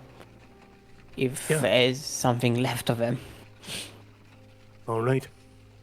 It's understandable. These children, I could only assume the Barovians. Yes, they are all Barovians. They were supposed to be protected by the Morning Lord, but he doesn't really do a good job of protecting anything. You will hear a lot of Valachians talk about the Morning Lord, put hope in him. They think Illyria is perhaps a saint of the Morning Lord, but don't call Illyria a saint or a lady or anything else, just call her Illyria, because she doesn't really like being called titles despite being nobility. I, Do we can hear relate to that? Yes. Yeah, we're all hearing this. Yeah. Look, that's... Oh, okay, yeah, maybe. You have a point. But Illyria is the local hero in Vallaki, so we are supposed to have a good welcoming party, but once we get closer to Vallaki, I shall transform into a disguise. You see, as you've seen, when I first presented myself, I wasn't really like this. I was a bit more human, not monsters. I have the ability to transform into anything, anyone I wish to appear as. Sort of a muscle. So, that's useful. once we get near Vallaki, Hamatia is not here. I will think of a profile, I will think of a facade, and you shall refer to me by that facade, and you shall help me keep that facade. Especially now that we're close. Yeah, not a problem. Listen, I'll help with all I can. Things are still fussy, but everything you explained makes sense. Your mother, Morgantha. This home we're going to, your home. I imagine that is also hers. Yes. Alright. Your sisters. What was their name again? My sisters are called Ophalia Wormwiggle and Bella Sunbane. They are hideous creatures, and they are very easy to spot once we manage to get them off their transformation. They are not above anything, and they are willing to do everything in order to keep their own pathetic hides. So, hiding behind these children, or perhaps disguising as one of them, I don't think it should surprise any of us. When we get there, we should be suspicious of everyone. And when I say that, I mean everyone. Soul has the ability to make transforming characters sick, so I'll have to summon him when the time comes. Yes, that's pretty much it. That's the gist of it, of what we're doing right now. Yeah, alright, that's good enough. Some questions, but I'll leave that for later. Yes, you are free to question anything, and I shall answer to the best of my ability. Well, everything you said about this Morgantha makes perfect sense. Sounds like an evil. When me and my beloved and my group, my friends, we went ahead, we were hard-headed, stupid. You heard the story. We got a bunch of Barovians, almost like a private militia, and we stormed the front gates of Ravenloft. It was stupid. These news of these free hikes. So you're saying if we expose of them, this will leave Strahd more vulnerable? Not necessarily. I saw a vision back in Weird Spoopy Cave, but they probably restrain these beings that Strahd draws power from. That's our hypothesis. It's a theory more than anything. It's not set in stone. But I have seen a vision of what to do when I dispose of one of them, and perhaps we may be able to release these beings when the time comes. So it's a step. It's not a magic solution, but it's a step towards the right direction. Yeah. We also have several other things and ways of weakening. There are perhaps other things you should know about our dynamic with Strahd von Zarvich, but I don't think I'm the best qualified person to tell you about that. Give me a minute. Are we talking about that thing? Yes. So I know it's probably not the best time. She kind of awkwardly turns towards Nyx. But could we maybe have a chat tonight? Only if you want to. It's not that important. Oh, well, sure. I mean, after a long day on the road, I do look forward to at least some creature comforts in our given manor house. Maybe a bath. But, Sure. Bath would be nice. If you would like to have a talk, we can have some cognac. We can relax a little bit before we put our bodies through more turmoil. You actually think that you will not be able to reach Valaki today? Probably tomorrow, or on lunch. You can travel. Not with that attitude. Yeah.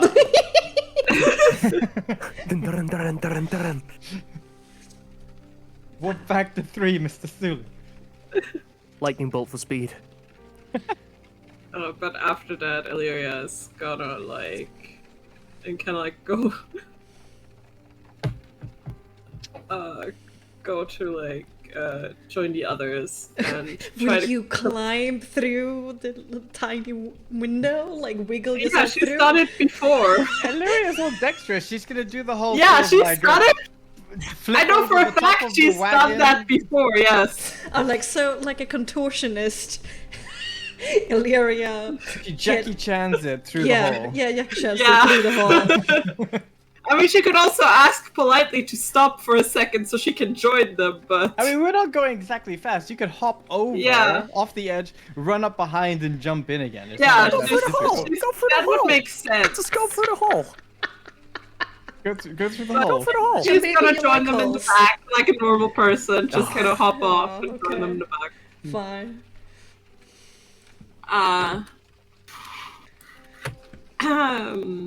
So I don't really know how to put this.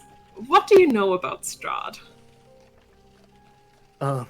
Things are fuzzy.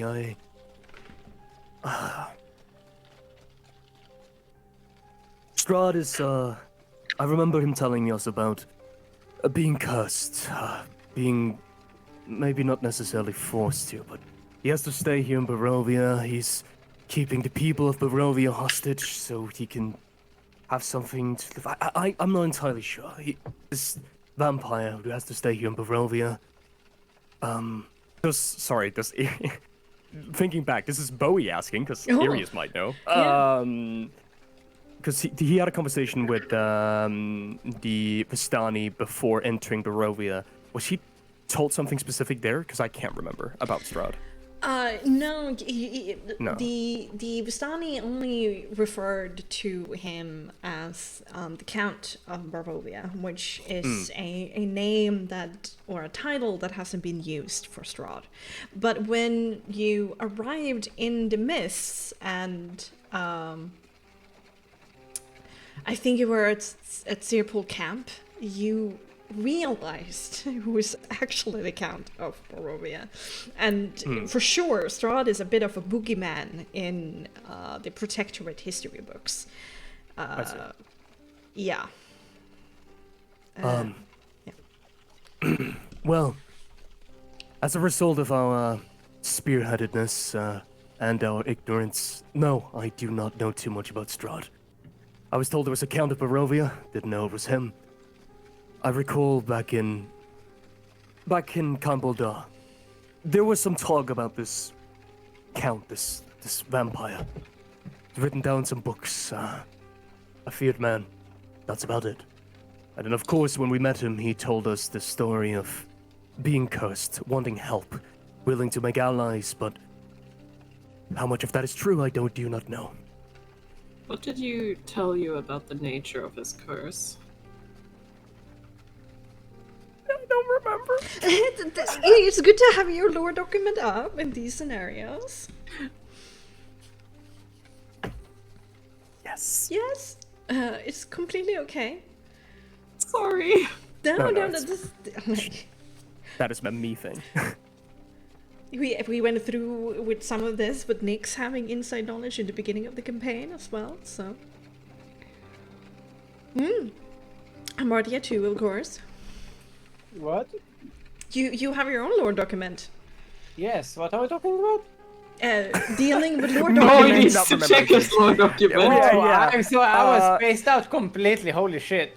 Okay, well, in the interest of time, because I'll have to go through that.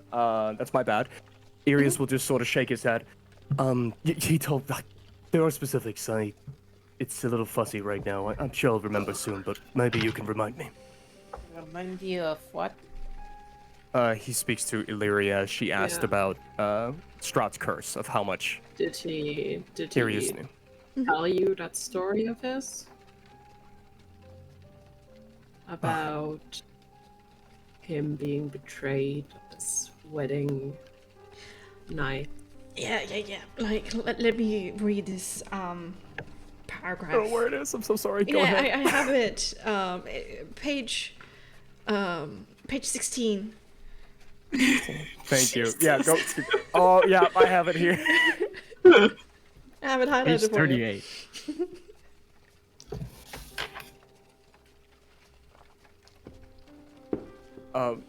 Yeah. Sorry. Do you want me to? No. I'm so You sorry. can just like so. He said on the day that he was supposed to be married, he was betrayed by his own Barovians who attacked him. And they couldn't bring him down, but they targeted his beloved Tatiana instead and killed her, used her soul to create a curse that he is now under. Okay. Yeah. He reiterates that back to Illyria, and I'm so sorry. It's okay. Lara just kind of looks straight at him and is like, "That's a lie." Unsurprising. Seemed like he had to charm us to sell that story. Anywho, what's the truth? Well, Tatiana was real.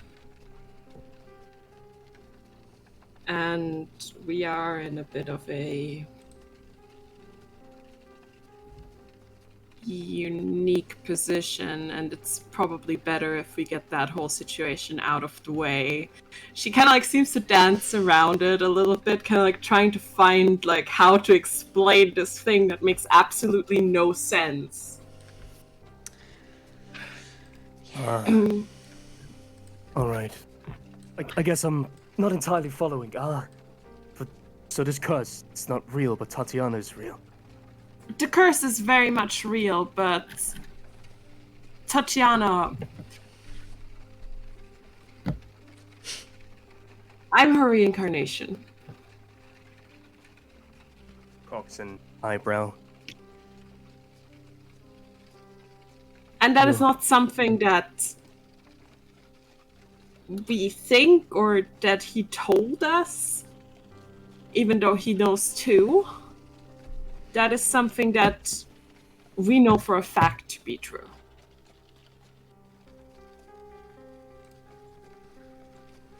Oh, yeah. All right, but you're from Kanbuldar yourself. You're part of the Copperbeards. You're there, are you not? How is this just a happenstance? How did you find out? When I got here, I started having visions. And after some time, they got clearer when the water that we gave you. There's a pool in Kresk, and when we went there, I guess I finally got the truth of it.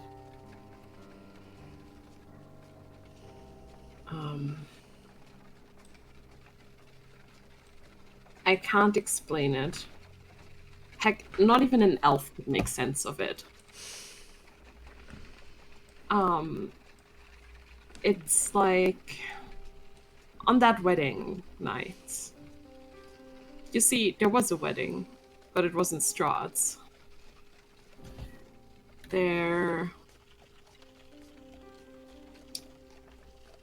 Tatiana, she was supposed to marry his brother, Sergei.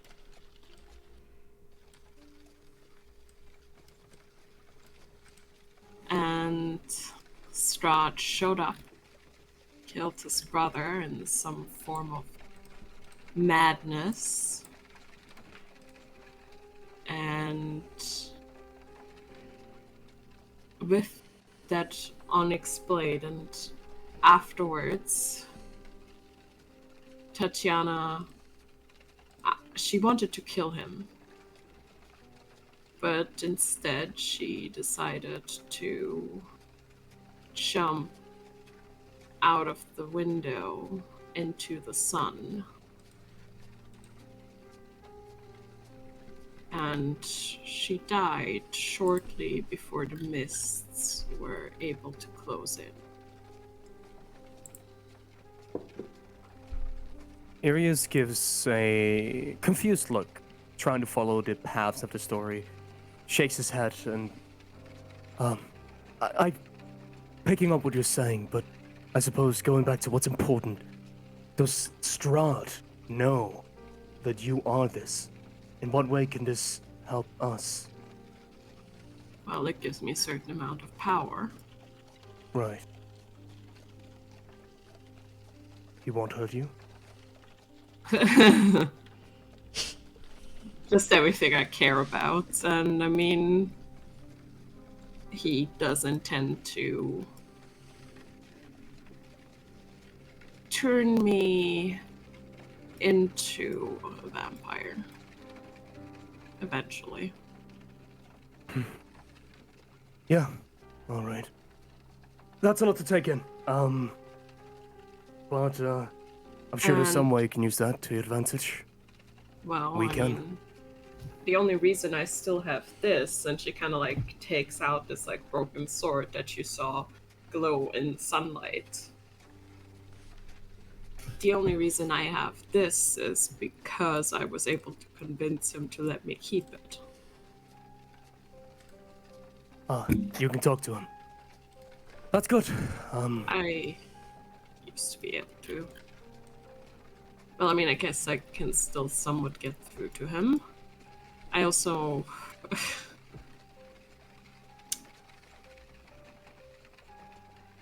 And she kind of contemplates for a moment if she should tell him about what happened in Valaki.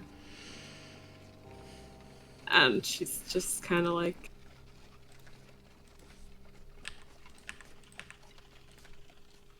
As she's sort of sitting in thought, Irius does speak up. It's good to count our advantages, as well as our disadvantages, because there are plenty. However, he tried to make a deal with me. He knows that I am of the Copperbeards. I'm nobility. He knows I have a voice when it comes to the Kanbuldar and the politics. He tried to have me send in a letter. He tried to have my voice speak for his name. And as soon as he found out that I was unwilling, he showed his true colors. And Illyria kind of like looks at the sword, looks at Iris, and she just says,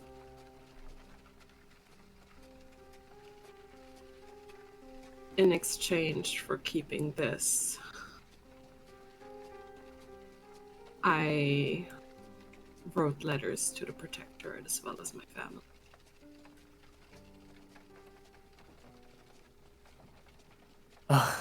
Leathers, yeah, of course.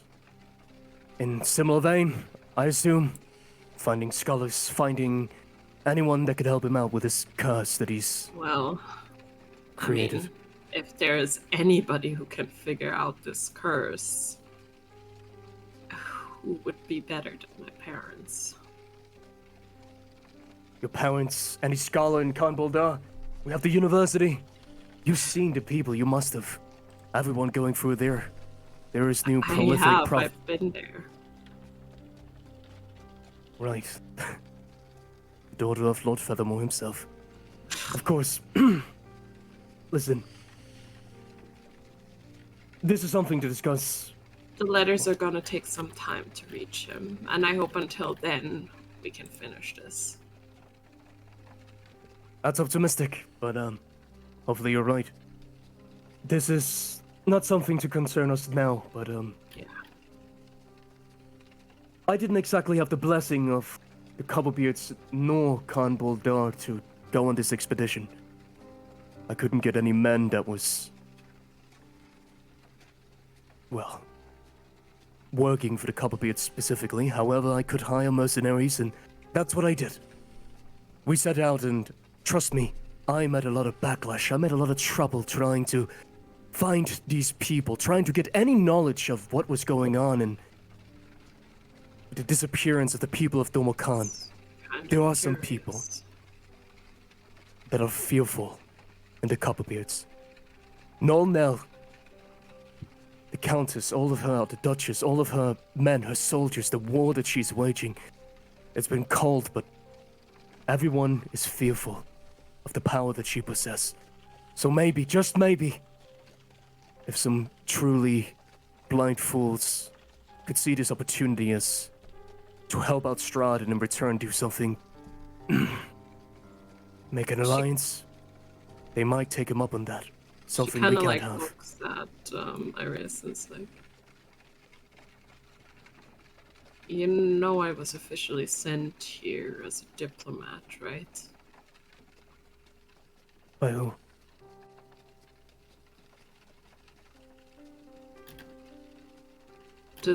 I mean, who exactly sent Illyria on this mission?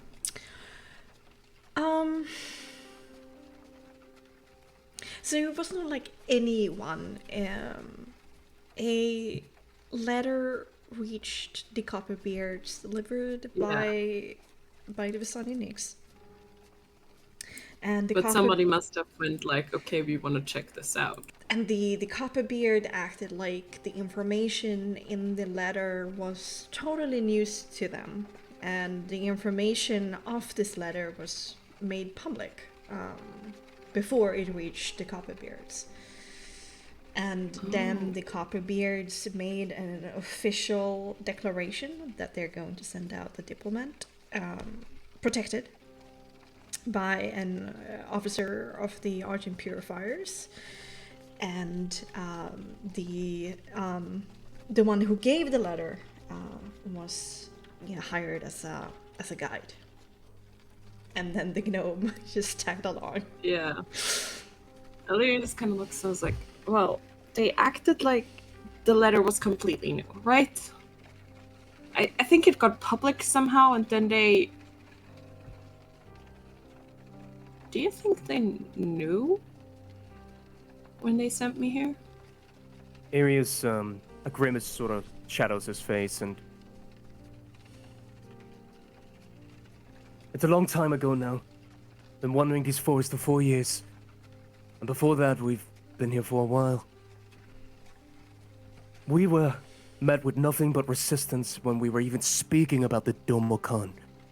Just the idea that we were going to investigate whatever was happening over here was met with resistance fertility.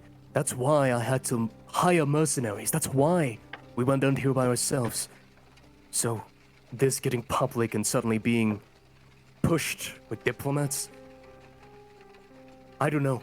I've no clue what that means, but I fear that it means desperation. Something we can only find out once we return, so... It's good to know, but maybe not something Yeah. that should shadow our minds for now. No, and I guess one more thing.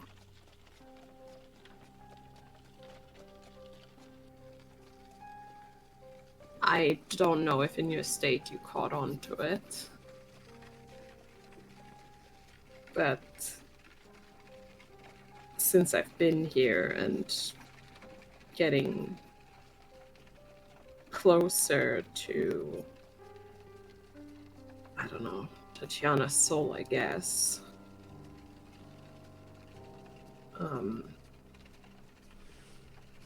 My abilities have changed slightly.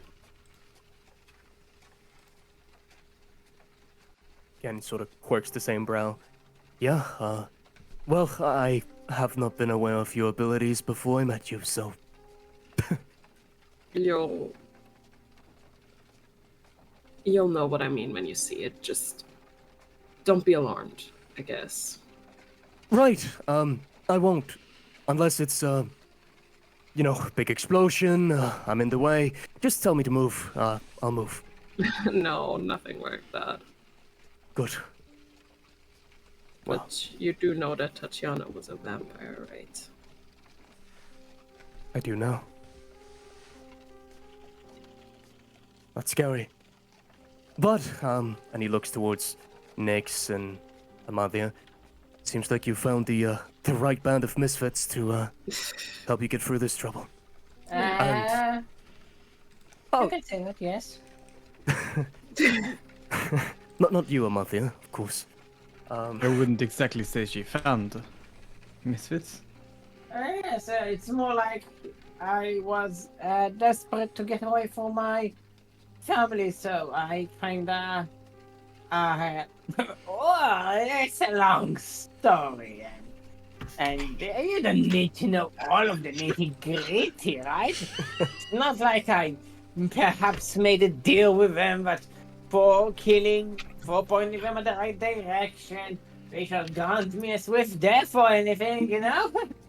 We're way past that. That never happened. Seems like an average deal here in Barovia. Unfortunately, you're right on that point. Well, nevertheless, to be in the company of someone from Kanbolda, someone from home is comforting. But also, to be in company of this quality of personalities is... It's very nice. So, It's nice to speak to someone from the Protectorate again. How I'm do glad. you do, my fellow Barovian? She looks at Nyx.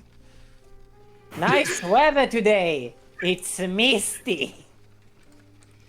Nyx, like, rolls his eyes, like, continues on with the driving.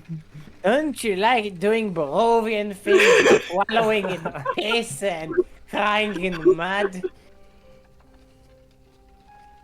How fortunate we're that we didn't grow up in a place where the sun shines a couple do. That sounds hot and sweaty and nice. You know, we don't like nice things here. We like to. Illyria kind of playfully like hits Mardia on the arm and is like, "You do know you'll get to see the sun, right?" Yes, I'm just having a bit of banter, you know. It's a friendly, unfriendly conversation.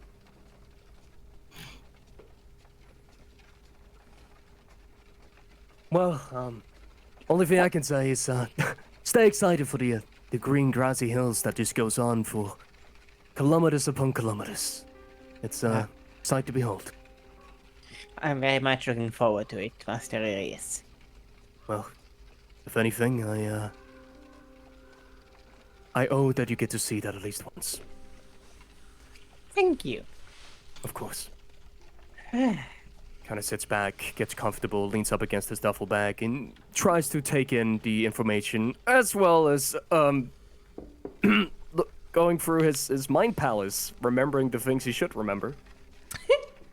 Oh yes, we have a mind palace. Quite Oh yeah, it's literally. beautiful and much more nicer than the mansion.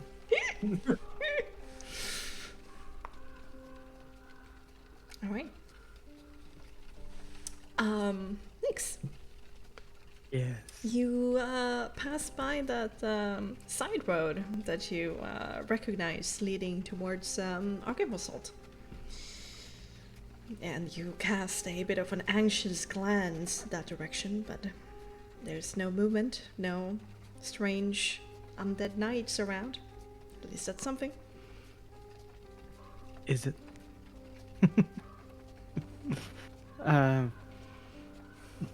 That's a fair point. As he remembers exactly where he is, I mean, he's traveled these roads a fair bit, I suppose.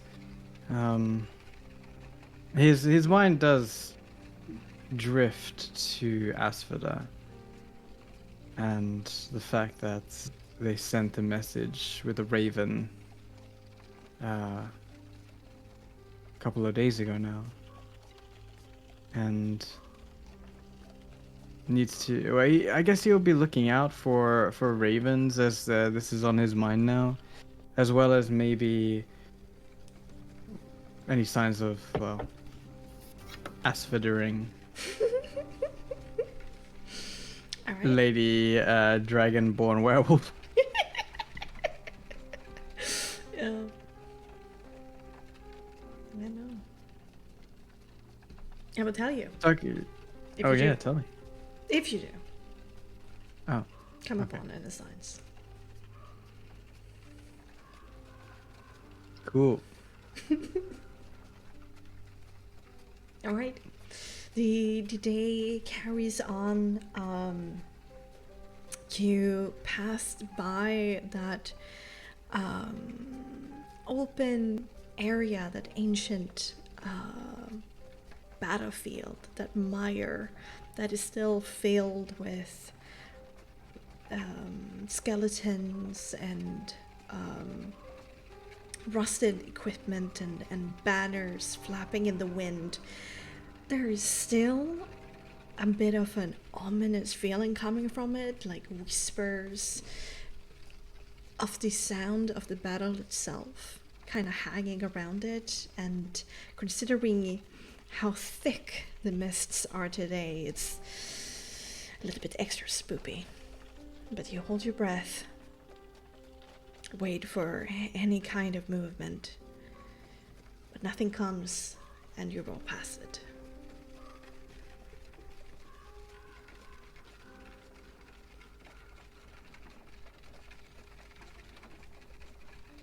Clippity-clop, clippity-clop. Indeed. Anything else you want to talk about in the second leg of your journey? Or is it just quiet, I think we dropped like the biggest things on Iris, so I'm gonna wait to drop the other thing that I did on him. Just like break up the like traumatic events in history. Just let it bite-sized pieces of despair. the one salami per day. institution.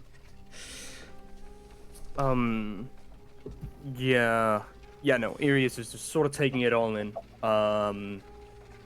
Kind of going through his handbook, writing down a couple scribbles of a couple of notes. Yeah, this is Not- unfamiliar territory for you. Yeah. Among his notes, on the way back back page, he will sort of.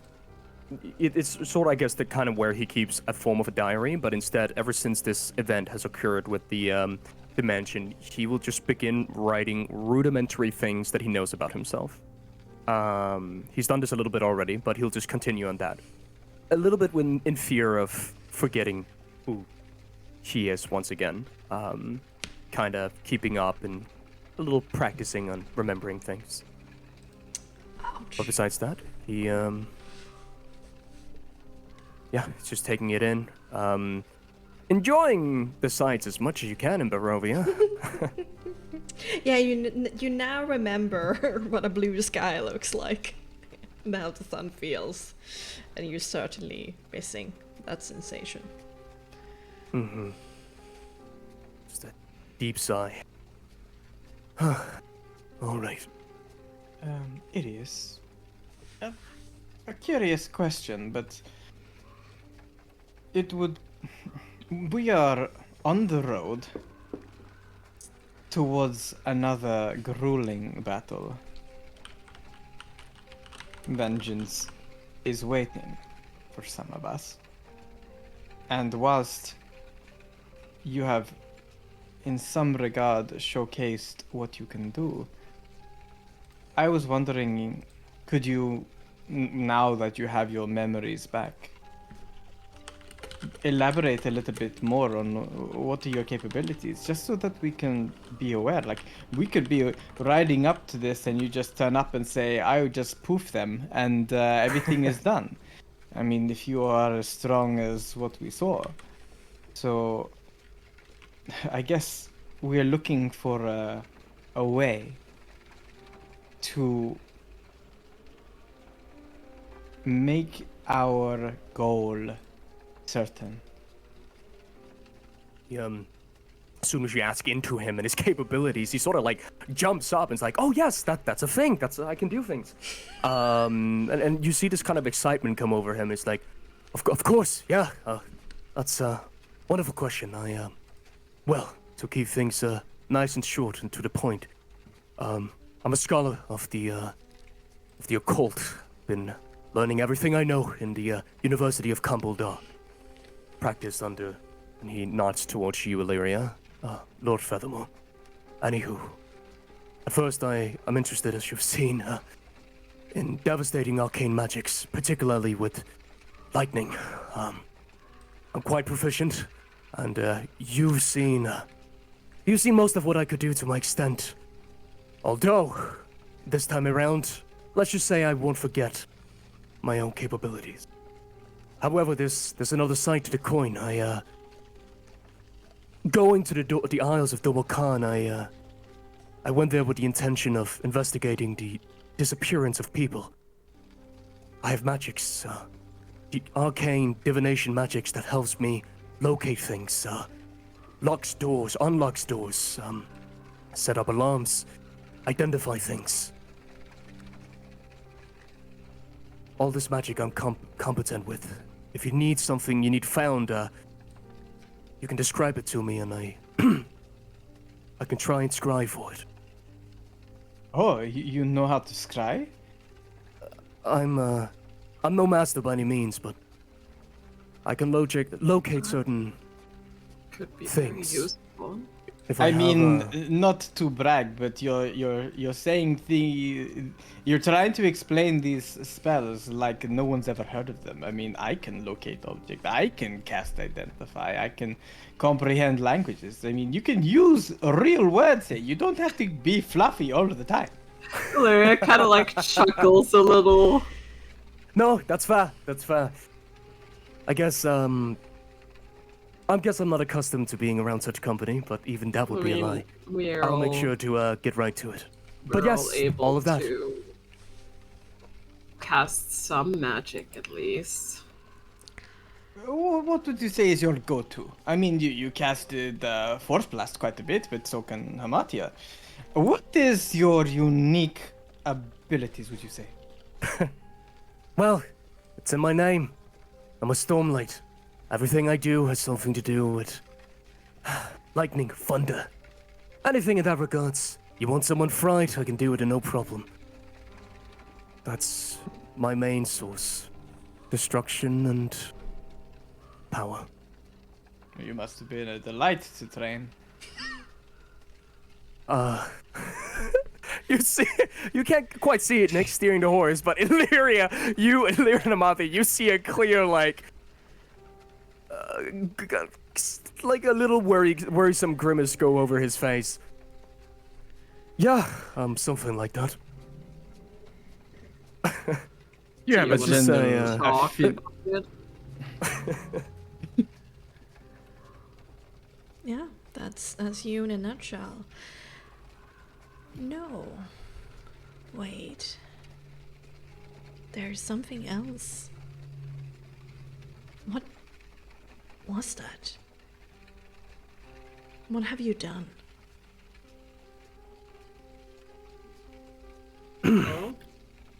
Oh shit. He that kind of quirk smile and grimace sort of turns a little bit more estranged. I picked up a couple of things here in Barovia.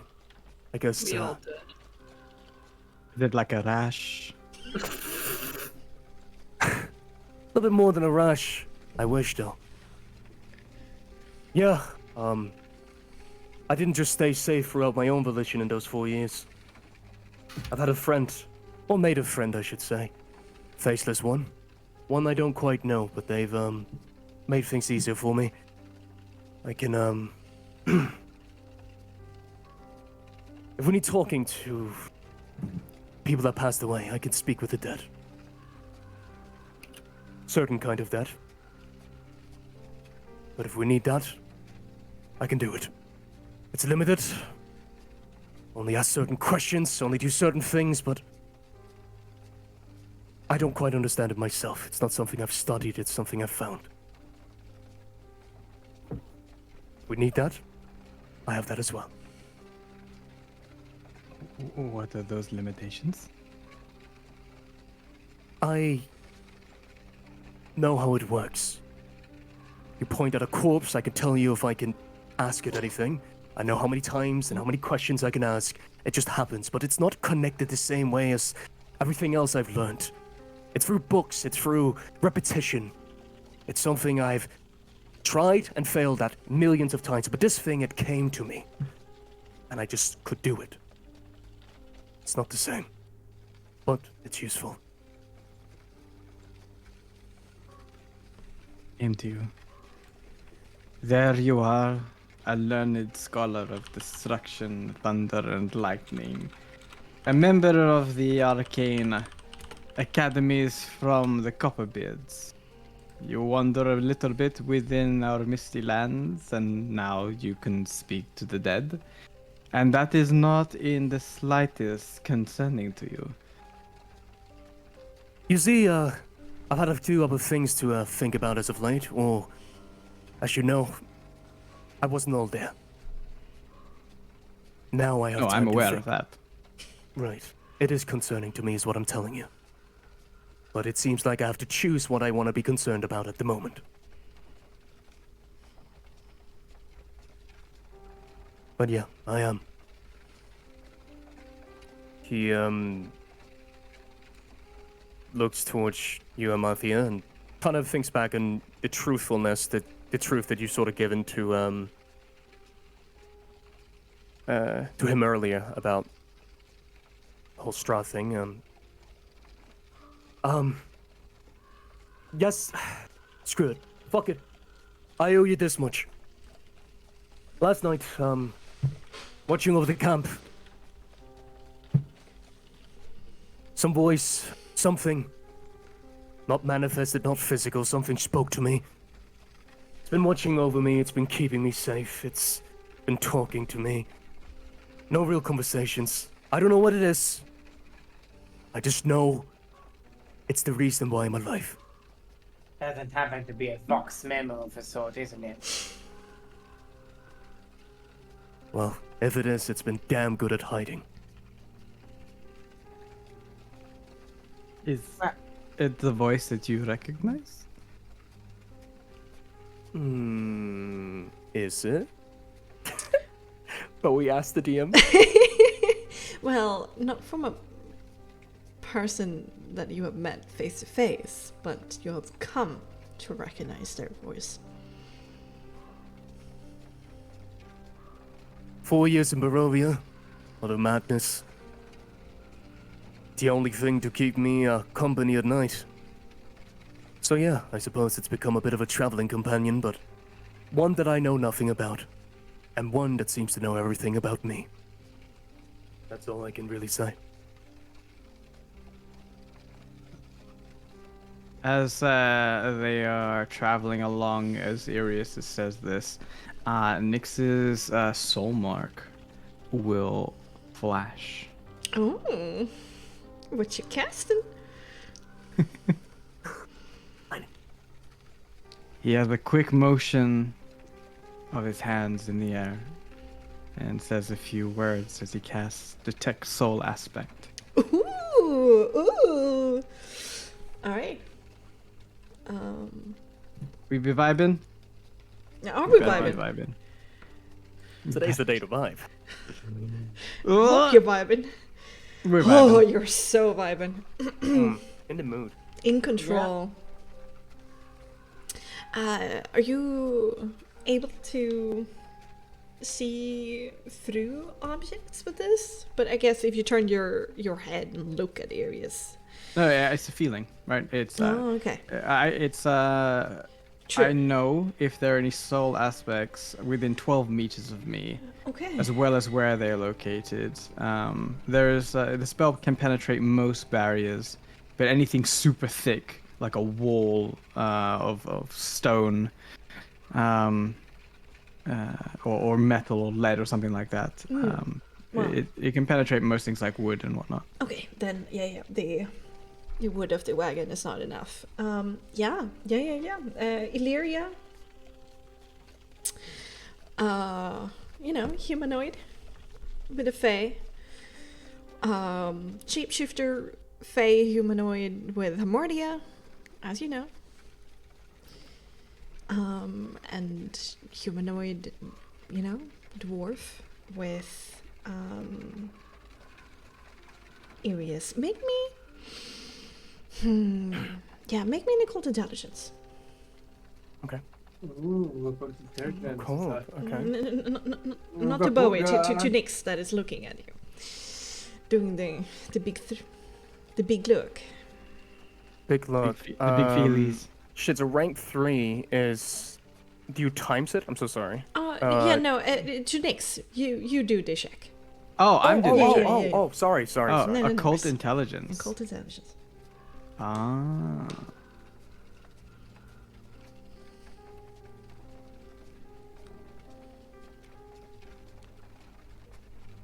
$17. It's not the hardest to see, but it still requires a bit of arcane talent to peer past the surface levels to see the kind of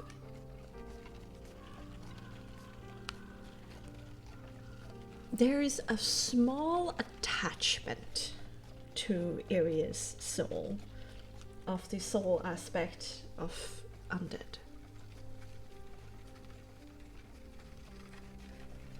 Nyx pulls the wagon to a halt.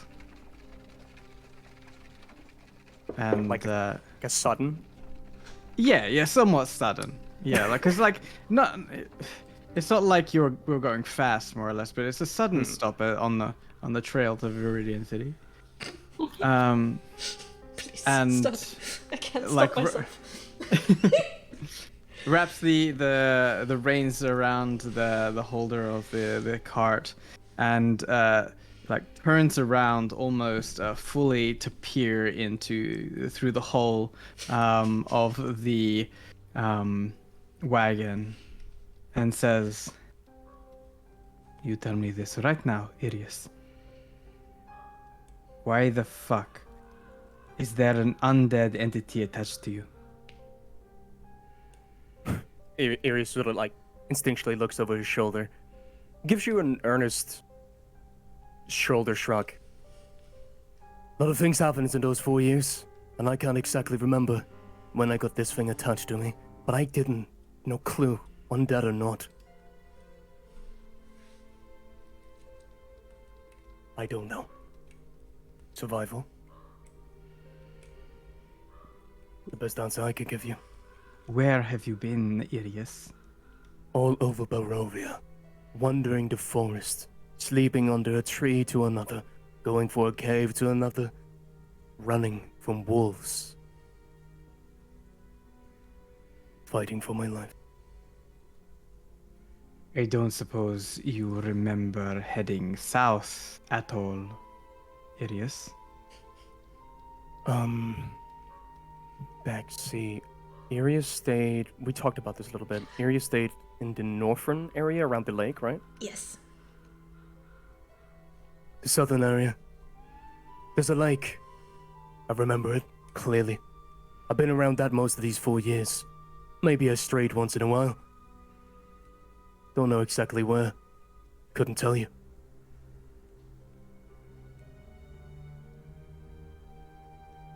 Why don't you tell me what's on your mind? What are you worried about? What am I worried about?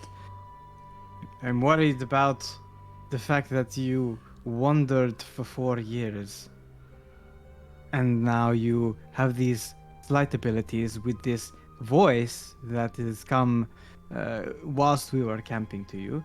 And, okay, fair point, you saying that this voice has kept you alive during your insane years. But we are on the road to ensure that our vengeance is enacted safely, but correctly. Now, we just met, and true, we went through your crazy mind mansion, almost died, and were afflicted by all sorts of monstrosities and afflictions that I can tell Illyria is still dealing with. And all of that, as we have learned, stemmed from your futile attempt to storm Castle Ravenloft. So, what's on my mind, Irius, is we are in a land where there is a plethora of undead. Vampires reign this land. Right. Listen, truth be told, I had forgotten about this thing until the camp yesterday, and it came to remind me of its bitter presence. I'm not in need of it. It happened while I wasn't myself. Right now, there's a way of getting rid of it? Easily. Done.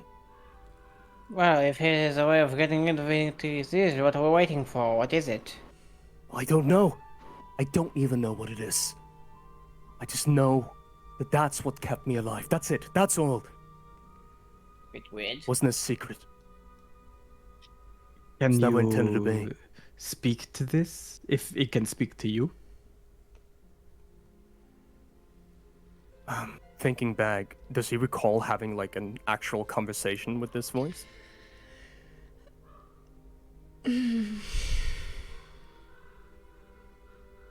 There have been moments where you called out for it and it hasn't answered. There has been moments in emergencies where you called out and it has answered.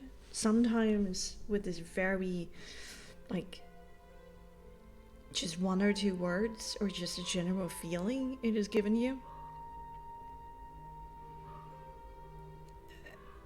You, like, talking back to it, maybe it has answered you, like, it has said something, you asked something, it gave you a feeling or said something back, but beyond that, the contact has been very minimal and those moments rare.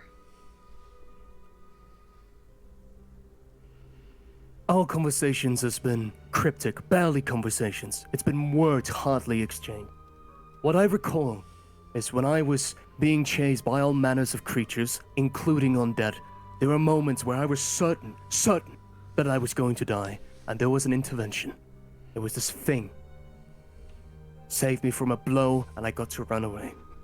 Sometimes, like last night, it would say 1 word and disappear. Yesterday, it told me finally.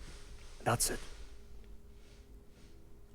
Never had a conversation with it, but I'm damn aware. I've been aware of its presence, especially in the height of my insanity. I've called out for it, sure. Never by name, always by whatever word I frazzled out. Save me, help, hide me. That's it. I hardly have, I don't know what to call it, a relationship? Anything like that with this thing. I don't know what it is.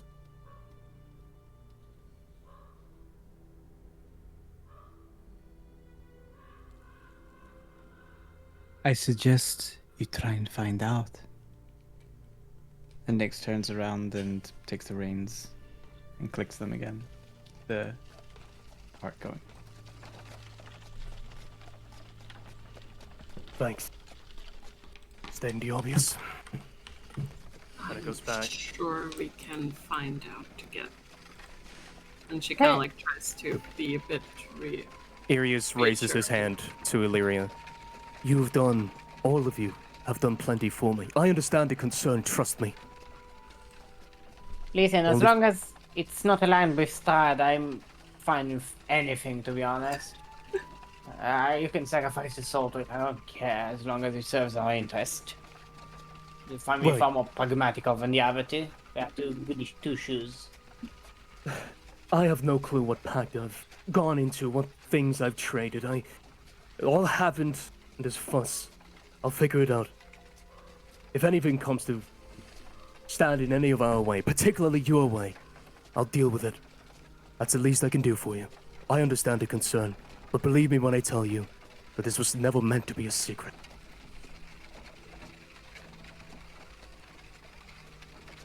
As I said, as long as it serves our interest, I couldn't care less. I mean, if it hurts you, then that's something else, or if it manipulates you in some way, then. But if it's just a helping, friendly undead, well, let it be a happy, friendly undead. I don't see a problem if it's happy and friendly. And helpful. It's good to be careful. I appreciate the kind words and the reassurance, and I understand where all of you are coming from, but mostly, I understand Nix's concern. And he speaks up a little bit. I'll make sure to find out what it is. Try my damnedest. And he goes back, mood obviously dampened, but he has a look of determination and understanding of Nix's concern.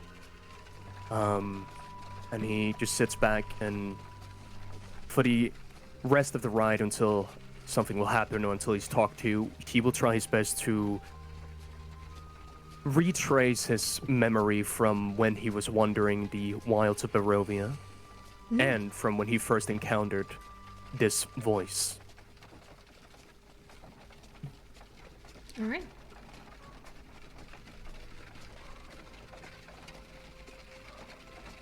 That will take some time. Of course. Things are a little bit jumbled. But maybe we'll circle back to that at some point.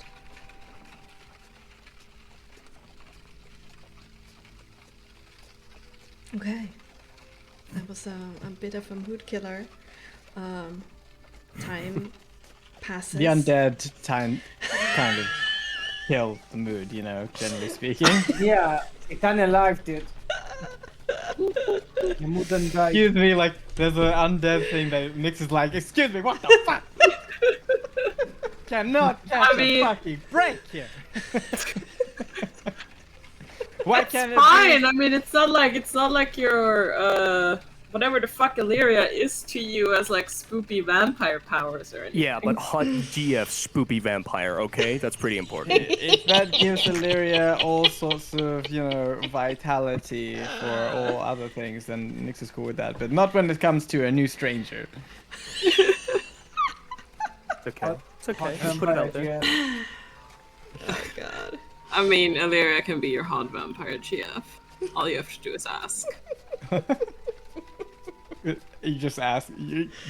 Sounds like you're saying that to chat, not anyone else.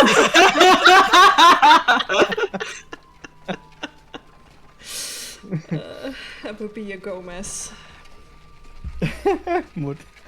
Caramilla. Anyway. More and more.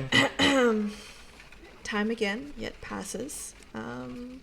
Closing in towards sunset.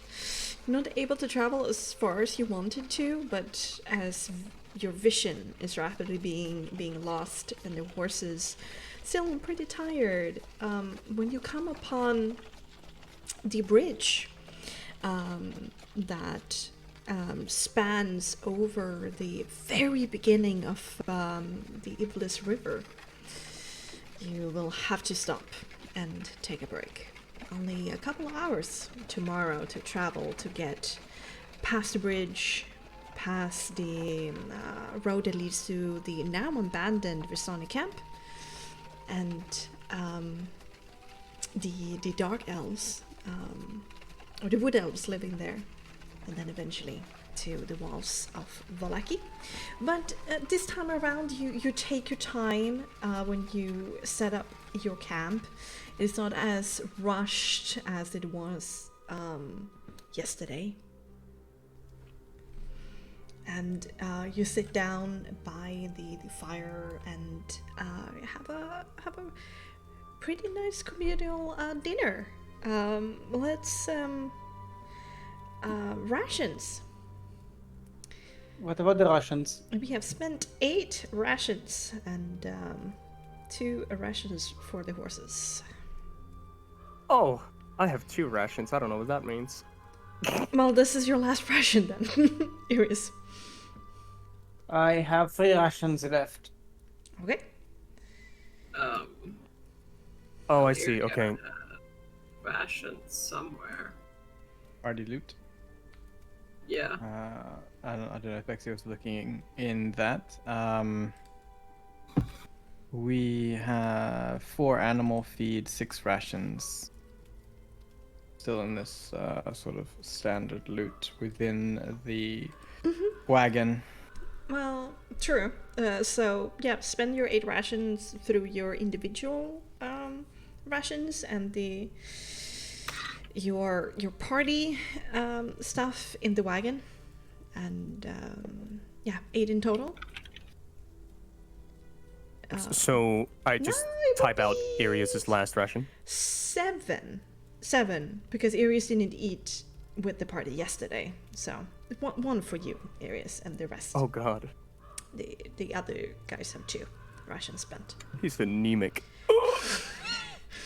Well, you've been foraging a little bit.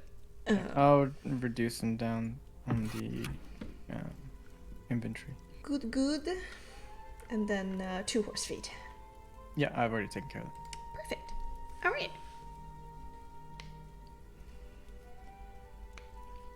But dinner's had. Any post-dinner business to take care of? Yes, Hamatia would like to take an hour to summon her soul again. Aw. Now they are on even ground and she's not really, she's not absolutely fucking tired. Yes, indeed. You find yourself a quiet corner.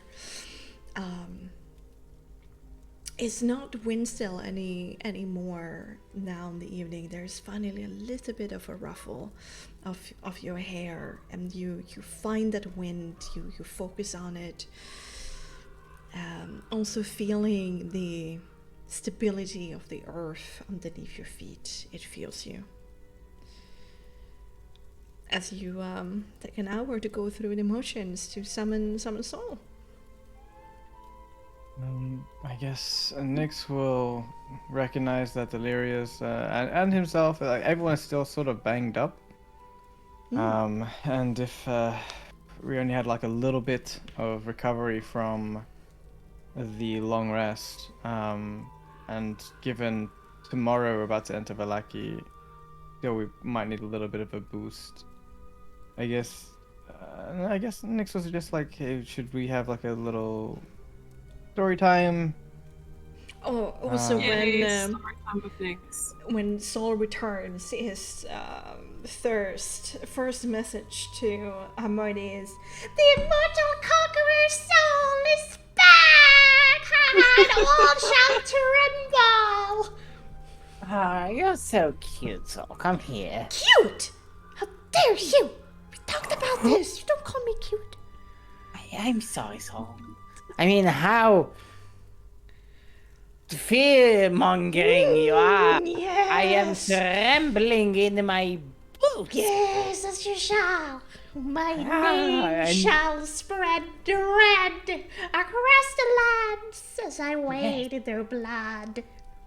As you weigh the blood, and of course in these belly scratches, and she gives him a little bit of a belly rub. Oh, okay, fine. The better scratches is okay. Alright, sorry, continue. No, you continue.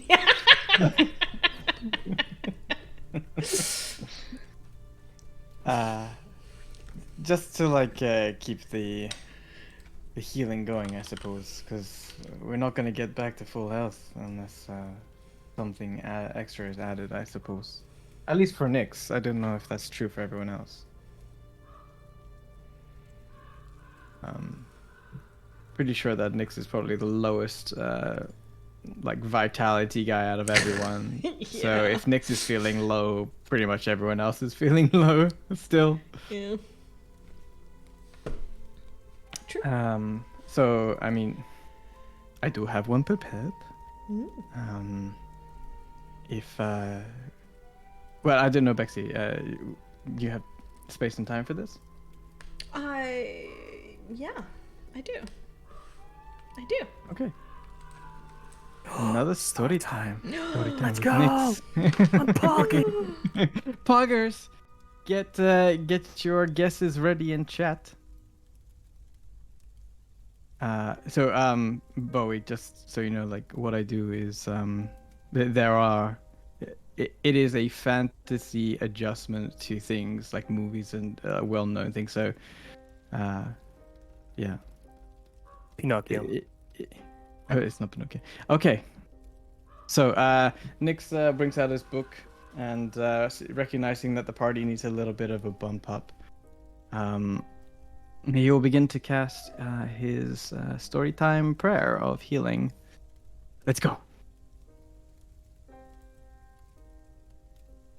In the dark and dreary medieval realm of Mysteria, a land shrouded in perpetual fog and mystery, there lived a man whose name echoed in whispers.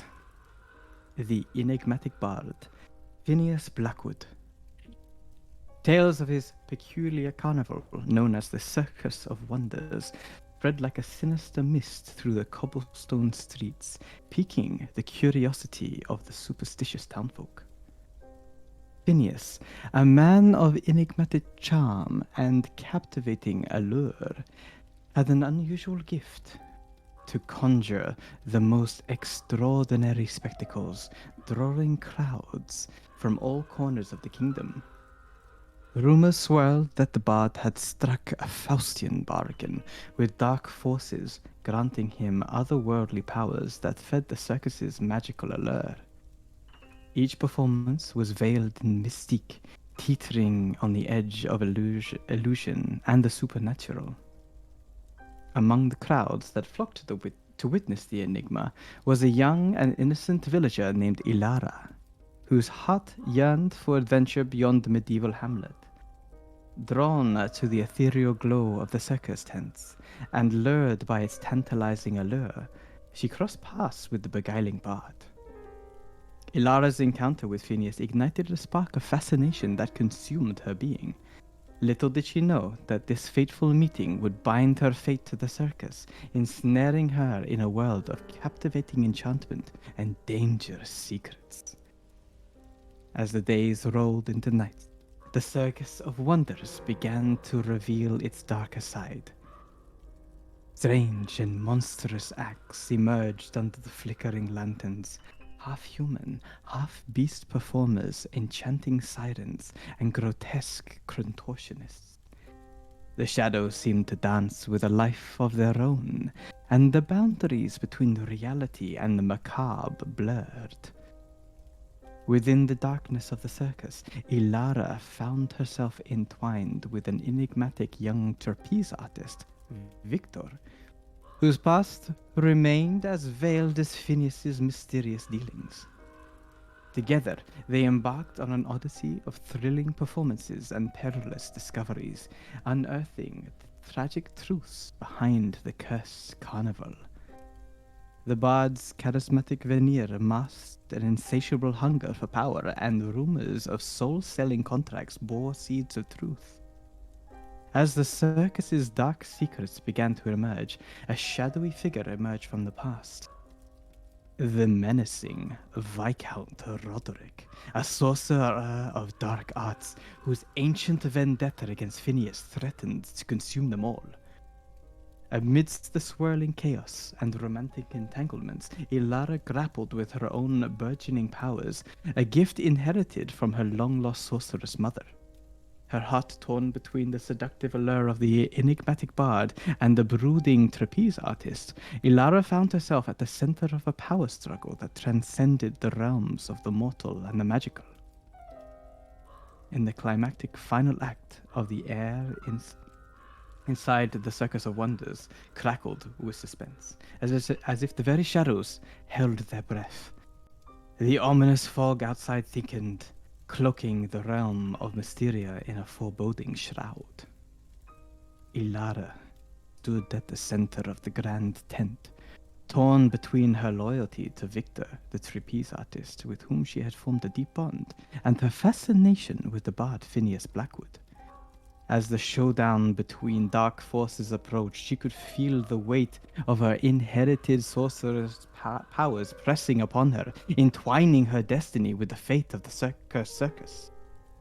Phineas, his charismatic facade fading, revealed his true ambitions. He craved not just the adoration of the crowds, but the dominion over the mystical energies that coursed through Mysteria. He believed that harnessing these arcane powers would elevate him to a godlike status, granting him immeasurable influence and bending the realm to his will. Meanwhile, the enigmatic Viscount Roderick, draped in dark robes that seemed to absorb light, slithered into the circus grounds like a malevolent specter. His vendetta against Phineas ran deep, rooted in a centuries-old rivalry, and he sought to reclaim ancient tomes of forbidden knowledge that Phineas had stolen from him. In the penumbra of the circus grounds, a battle of magic and wills began to unfold. Ilara, determined to protect those she cared for, summoned her newfound sorceress abilities, casting swirling streams of ethereal light against the looming darkness.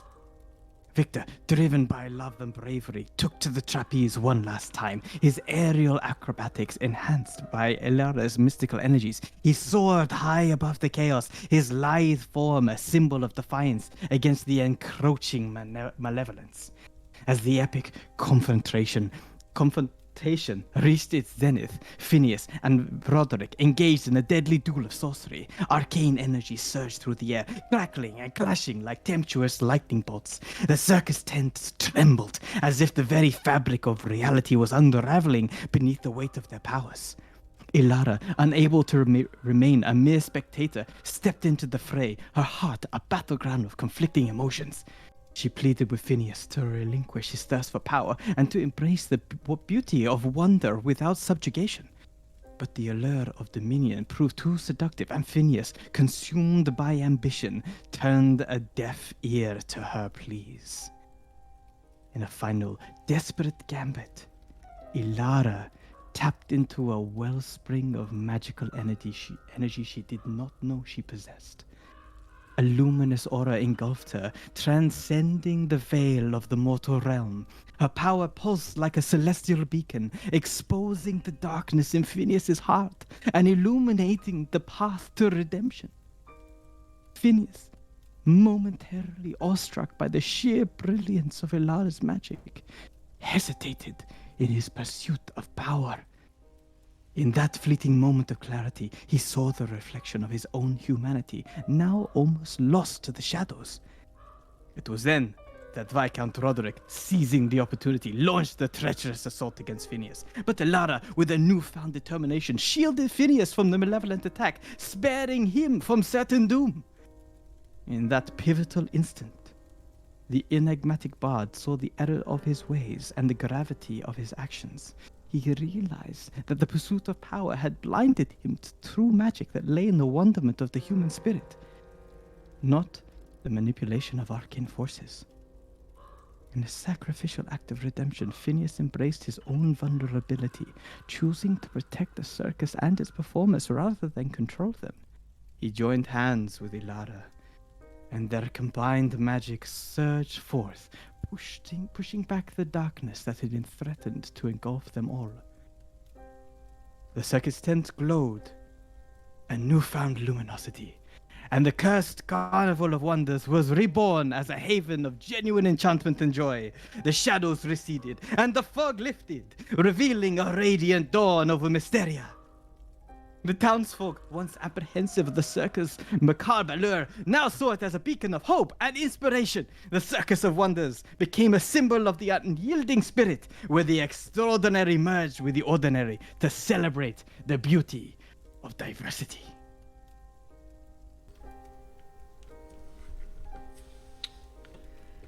That was amazing. Irius gives like a soft but exaggerated Jesus, clap. man. Holy fuck. And Nyx closes the book, and you all get Damn. Automatic net 20s for that. Come on. Well, we'll see. Oh! Oh my god, I mean, come on. Yeah. Nice. And it's the soul check that's correct, yeah. So it just makes it. So 22 healing to everyone and the good feelings of the story. You almost got so distracted by your own storytelling that you forgot to focus on the soul, but in the last second, Like, oh, bring shit. it back. Yeah. Climbing God, a I tree. needed that. Just like, no. Chasing it like a cat chasing a laser. Like, at the very end, you slap it closed with the book, and then you get the soul.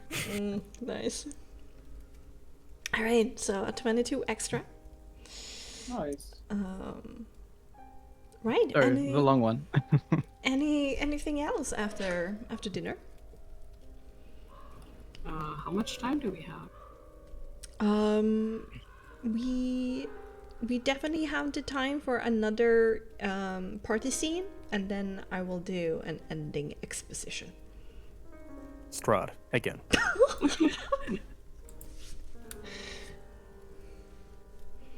Just in case you thought you were clear. You fought. That's all he says. And then I mean, Nyx hasn't been choked today, so you're That's a right. crime. Iria stands up. No, he will. He will say to Nyx after that story.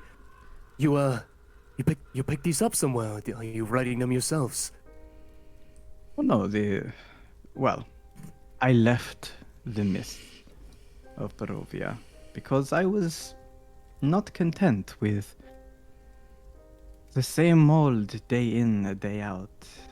The Vistani, sure, they wear their hearts on their sleeves, but their stories get a little samey if there's no change, you know? There's only so many times you hear about, strong vampire Strahd winning the day over and over. It's a little bit mundane, so when I saw there was an opportunity to leave, I set about trying my best to enjoy different aspects of life. And in doing so, I seek to make my own novel. A story that transcends the ages, immortalizing my name. No big deal. I like that. I think it's good. What he says sparks some memories. Vistani. Certain memories flood your brain of meeting Ion for the first time outside of Death House. Putting you on this path of disaster to begin with. Of partying with the Vistani and then being knocked out cold by the Vistani. Of returning to Domakan, of meeting the Vistani again in the inn, the Blood on the Wine Tavern, the three sisters who directed you towards the big gathering of Vistani by Zare Pool.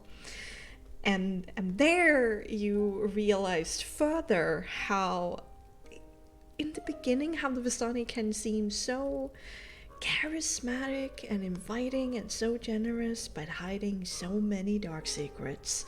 One of them being that they serve the vampire tyrant that took over Karnas for a while and wanted to make everybody kneel, and is now the tyrant of the mists here, willingly serving him. And the second of your party coming upon those prison wagons full of people.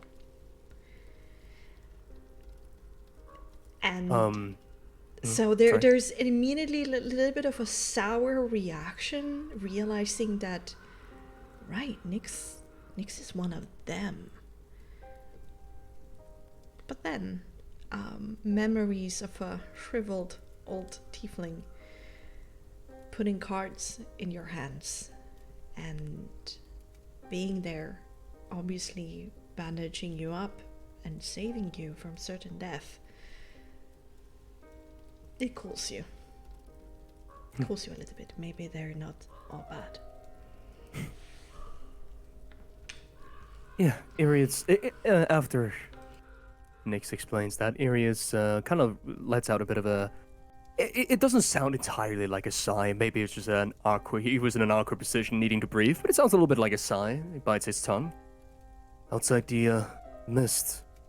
Right, Vastani, you can leave? You chose to stay. You chose to come back.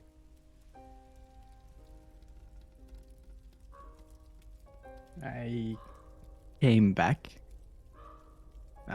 promising a friend a better life, and trying to prove to my extended tribe of Vistani that I was more than just a fuck up. I was prideful and egotistical and naive, small-minded, shallow. All right. But I came back with true intentions, at least for one of my friends who Nyx catches his voice. I have a promise to uphold. And his eyes drift over to Illyria. Yeah. Know what it's like. Promises. Might as well be burdened.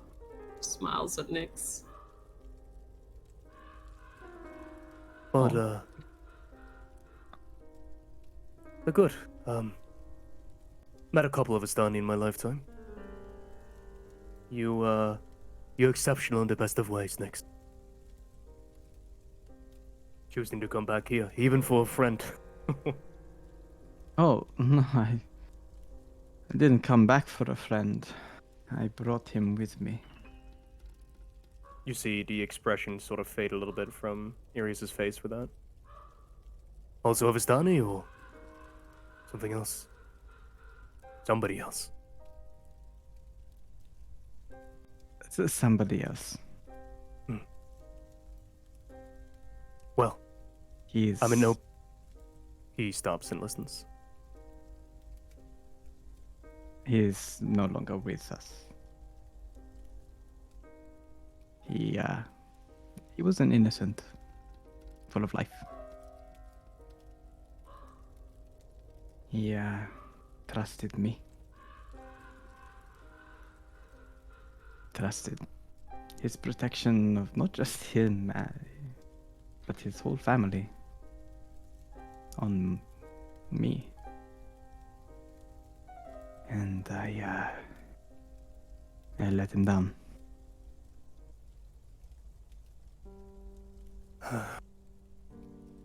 I'm in no place to judge you. Unwillingly so, but you've seen the nasty side of me. But, yeah. I'm familiar with the customs of the Vistani around the Mist. And I have, been fooled as well as many others. Lucky me, I was capable at the time. But you clearly, you see the errors of, at the very least, some of your people's ways. And, it's like everybody's fucked up around here. So, for what it means, sorry. Seems that both you and I have, some making up to do with old friends. Oh, I intend to make up. It's why we're on this road, Irius. There are some debts to be paid. I intend to collect.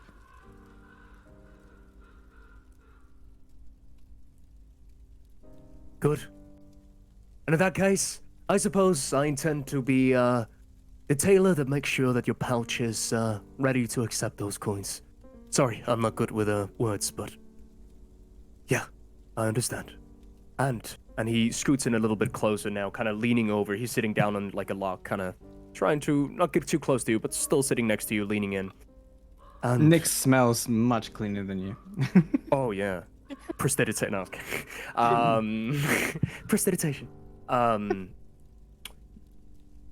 And, I intend not to, burden you on this trip anymore, quite the opposite. So, you can, bite yourself short on that. Nevertheless, it's nice to think about the future. Think about you owning a, I don't know, little bookshop selling your novels. Although, you being surrounded by books, I've seen that before and that wasn't quite the spectacle. Thinks back towards, the mansion and the library. Nix is looking at Irius with like one eyebrow raised. Like, trying to gauge why he got a little bit closer to tell him that he got battered by books. Well, and, he's there to help you and he won't fuck you up, but, you know, minor part. Yeah, let's forget about that, that's fine. Irius looks down at him and like suddenly thinking to himself, wait, is he hitting on me? He, takes his seat back. Anyways, good stuff.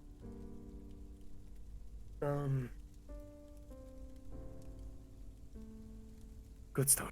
He just sits. Glad that you're on board.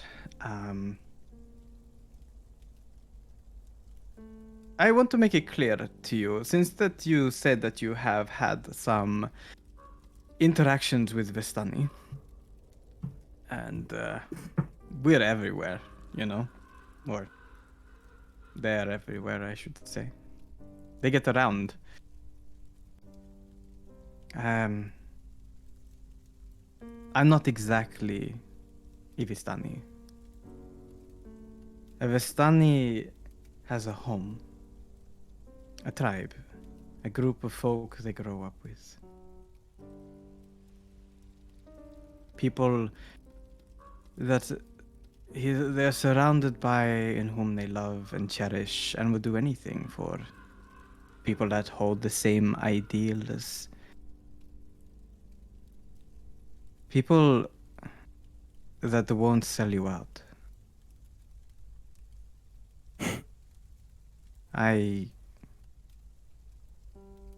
I am no longer a Vestani. That much is clear. I no longer hold the same ideals as the people whom I grew up with. My mother, or maternal figure, shall I say, rather than mother, is no longer with me. My father, I murdered in a chapel in Kresk. And my mother, apparently a vagrant whore.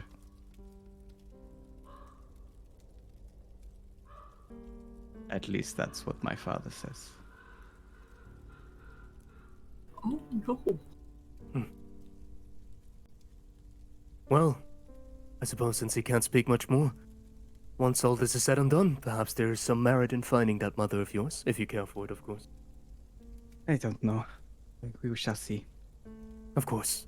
There's One step something at a time. poetic about merging her blood with this, and he produces a vial of silver blood. That's, nice. Isn't that right, Daddy? And he like jiggles the test tube.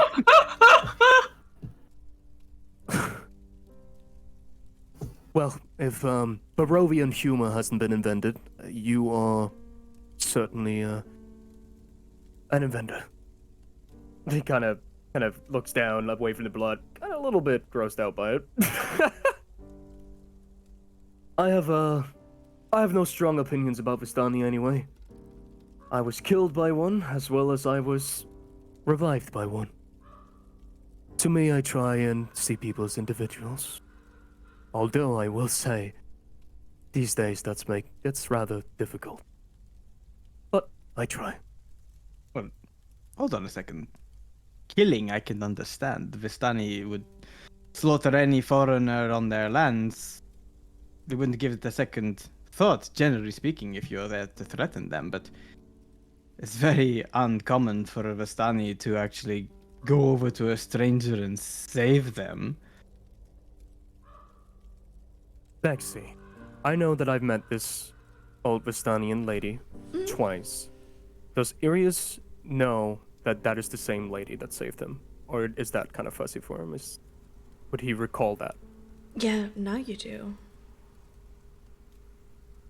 Yeah, if you know the name.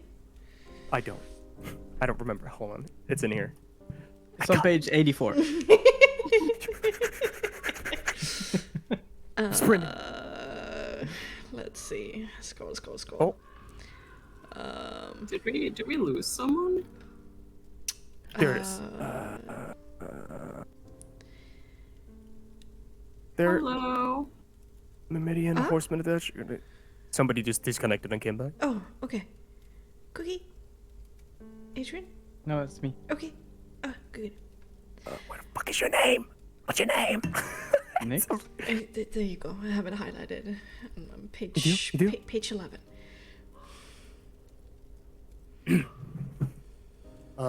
Irius sort of lights up at that comment. Yeah, I'd say a peculiar one. Also, an older one. What name does she go by again? She handed out some cards to me a while ago. I think I still have one of them on me now, actually. And he kind of shuffles with the card as he's murmuring to himself. As soon as she Madam... hears cards, Illyria kind of looks towards Nyx. Nyx's expression immediately changes from whimsy playfulling with the blood vial to like immediately like stone-faced looking at you with high alert and intensity. His red eyes burning ever so more intensely. He takes out the card. He notices this swift change, but thinking it's important, he takes out 3 cards, beautifully decorated, a little slightly worn. It has been some time ago since he's gone out, and as he takes them out, oh yeah, Eva, Madam Eva, I think was the name she went by. Here, have a look. And he shows the 3 cards. First card, Horseman of Death. The second card, I pronounced this wrong, the Donjon. The Donjon. Yeah. And the last card, Myrmidon.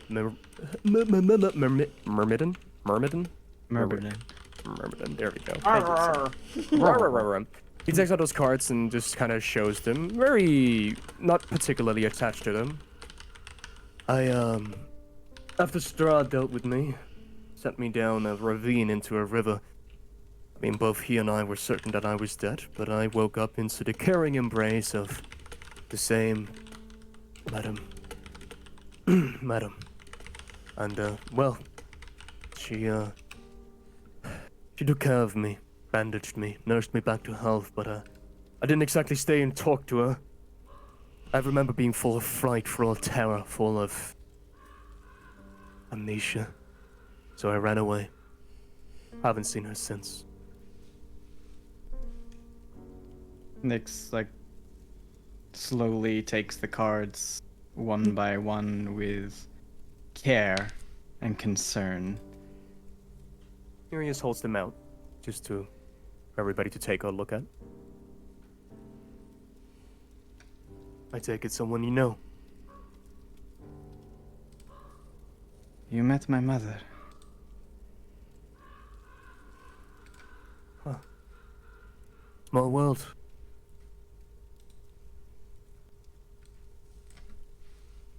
But she gave this to you. I imagine your fate was entwined with ours long before any one of us would have possibly considered. Huh.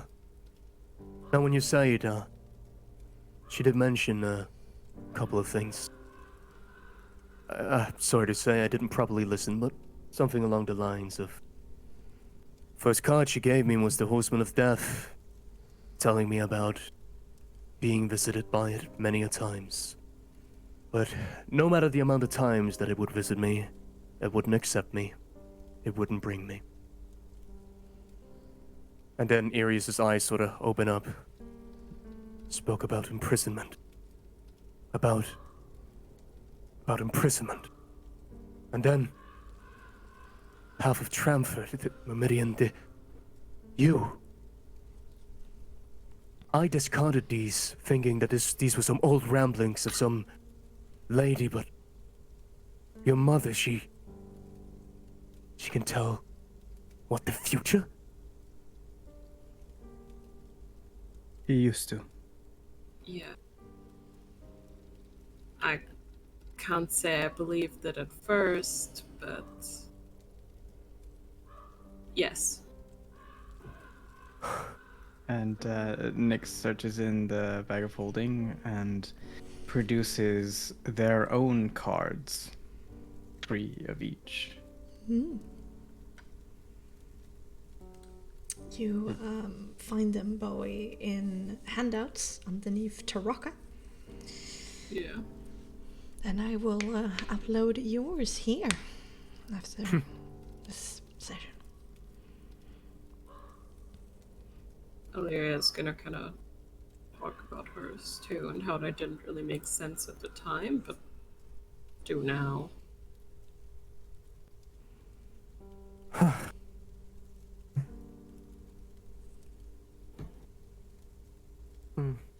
Arius just quickly, frustratedly, it's like a slight half whisper under his breath. If I just would have stopped a fucking moment. Well. Yeah. Guess it was a warning I didn't see. Any of us, for that matter. We ventured into that mist so quickly you wouldn't believe. Not knowing exactly what it meant for us, despite clearly being warned.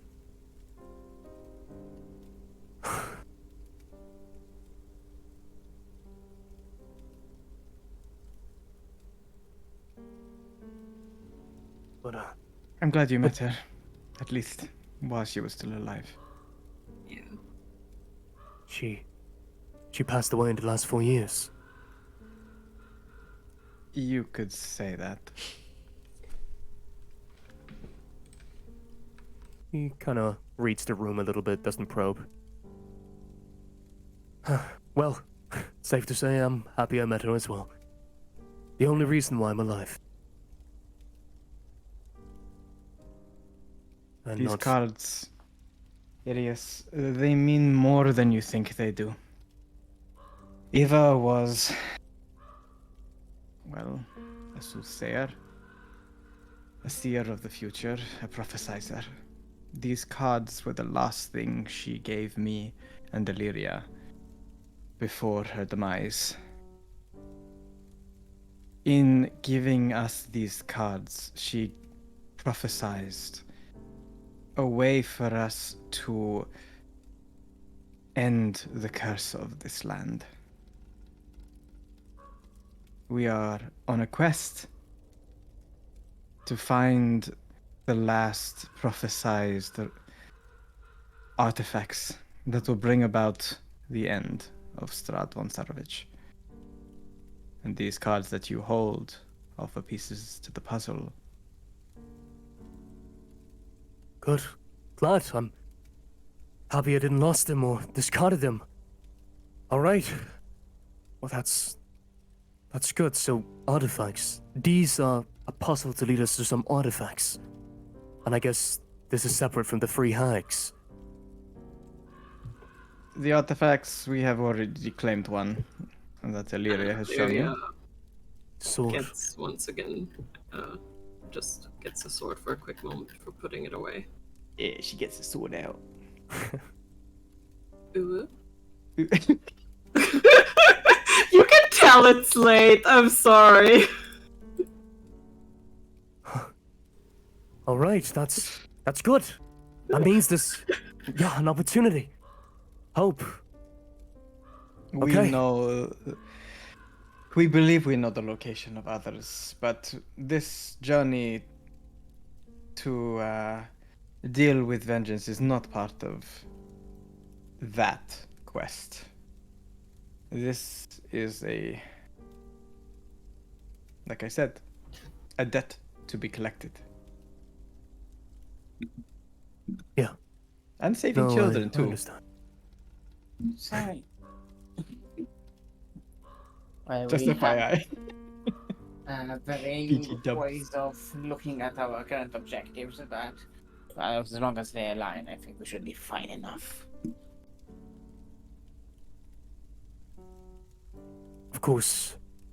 Well, it's fair to say that you went out of your way to help me in my adult state, knowing not what it would bring out, except danger. So, I understand. And who knows, if this is one of the free hikes anyways, perhaps it'll lead to some sort of revelry, who knows? I can tell you what it will lead to. It will lead to Strad being very, very, very, very, very pissed at us. As if he's not already very pissed at us. Well, I don't think we've seen pissed yet, to be honest. He almost killed Nyx. And that's merciful considering it's Strad. I know. I have been thinking. Especially after you said this thing with this undead, this being that I've been communicating with. Strahd thought that I died the day he threw me down the river. At the very least, that's the only thing that would make sense. He slaughtered all of us. So either he doesn't see me as a threat, which, fine as it may be, however, why would he not have just found me and killed me? Doesn't he have eyes everywhere on this island? If this undead being that I am connected to in some way, that I have maybe given something, which I will find out, is in tow with Strahd, or anybody undead, why wouldn't it just tell him, here is this little wizard with these cards that can tell everything that's going to lead to your demise, why not kill him now? He's not a god. I understand, but what's He's the not worry? glorious, you know? No, what I'm saying is that He's weren't a you horny worried little earlier? vampire. Alira came into the myth, and then he got distracted. I get that. But didn't you just show concern that this undead being that was connected to me, that was with me, would be in tow with him? Was that not the whole point of that little show in the road?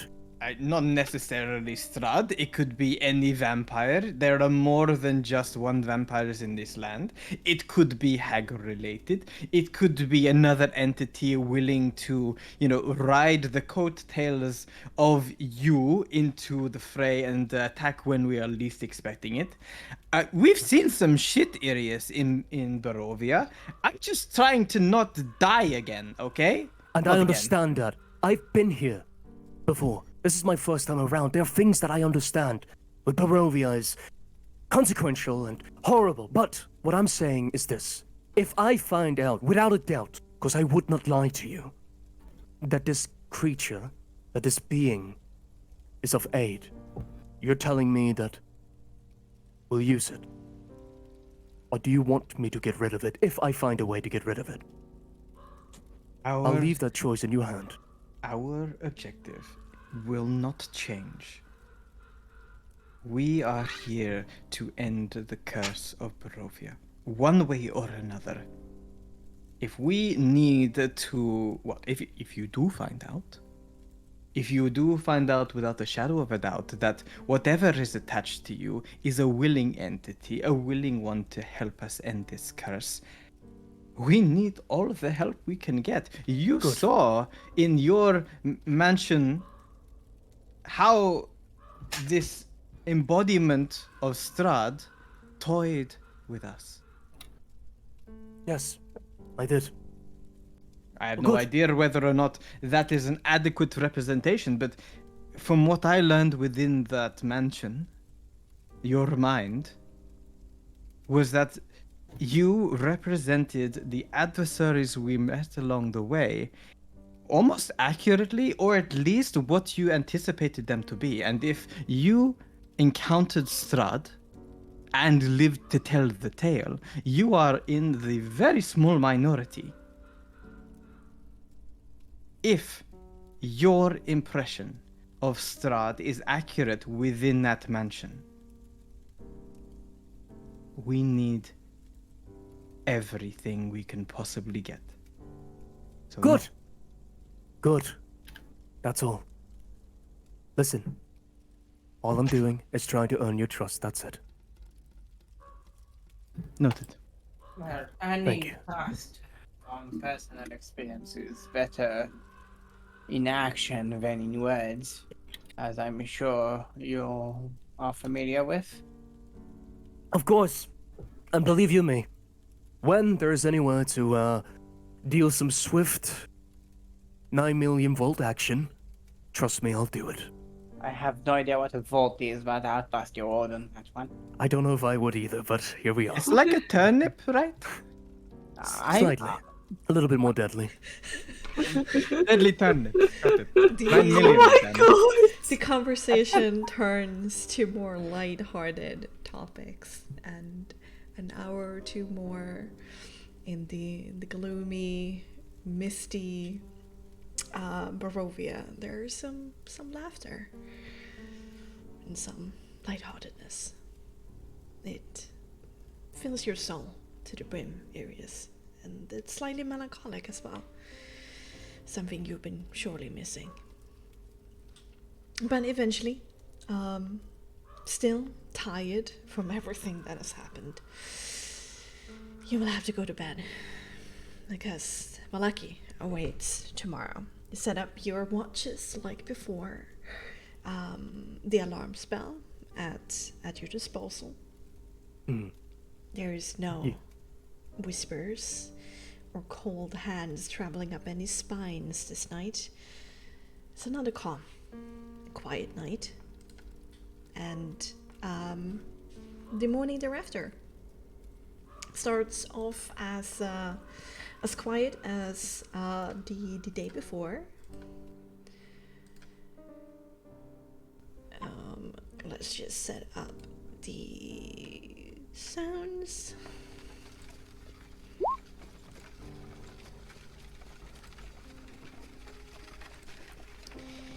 Nice. Yeah. Roll some hit points as I do exposition. Perfect. If I'm full, I gain half back no matter what. Yes. Even if I spend. Okay. Yes, cool. yes. Exactamente. The morning starts off as quiet, still quite calm and as misty as the day before. But during these morning hours of travel, the weather changes rapidly. The first sign is the sudden arrival of a strong and cold wind, howling from the southeast and making even the largest of branches sway, moan, and creak. An hour later, the needle and ice cold rain starts smattering down upon you at a steep diagonal angle. And as the walls of Vallaki appear in the distance around lunchtime, thunder rumbles through the valley. For now faint, but if your gut feeling is right, it will surely come closer this day and make it even more miserable for you. You quickly roll past a row of houses heralding the closeness of Alaki outside of her walls. Here, Mardia, your eyes find your lap as you look upon the familiar shop of the Third Eye, potion and sundries, thinking of your dead friend. The rest of you notice some change out here, though. A couple of trees behind these houses has been felled. Some logs and some trunks still remaining on the ground. But Nyx and Illyria, you set your focus on the upcoming walls. You've had trouble in the past getting into Vallaki, but there's still like involuntary apprehension rising within your both in preparation of what will come. But it should be easier this time around, convincing the guards after Illyria has been declared the savior and the saint of Vallaki should be an easy and quick ordeal. But you're not prepared for the vision ahead, when that wooden wall finally looms out of the mist and the curtain rain. There is no gate. The whole massive wooden double door has been completely removed from its hinges, nowhere in sight. And there is not a single presence on the walls either. No huddled soldiers, paranoid and vigilant with spears, bows, and lanterns. It is completely abandoned and open for anyone to enter. And beyond the walls, the empty streets of Vallaki stands unguarded. And with that, we're going to end tonight's episode. Oh, Okay.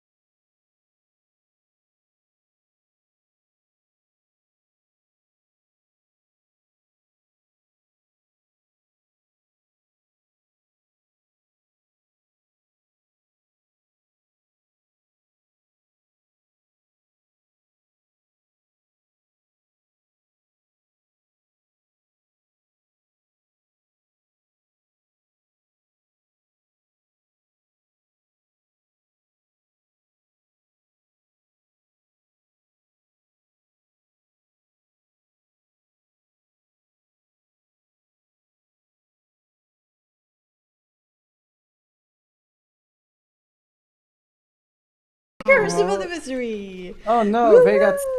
they got cursed of Mother Misery.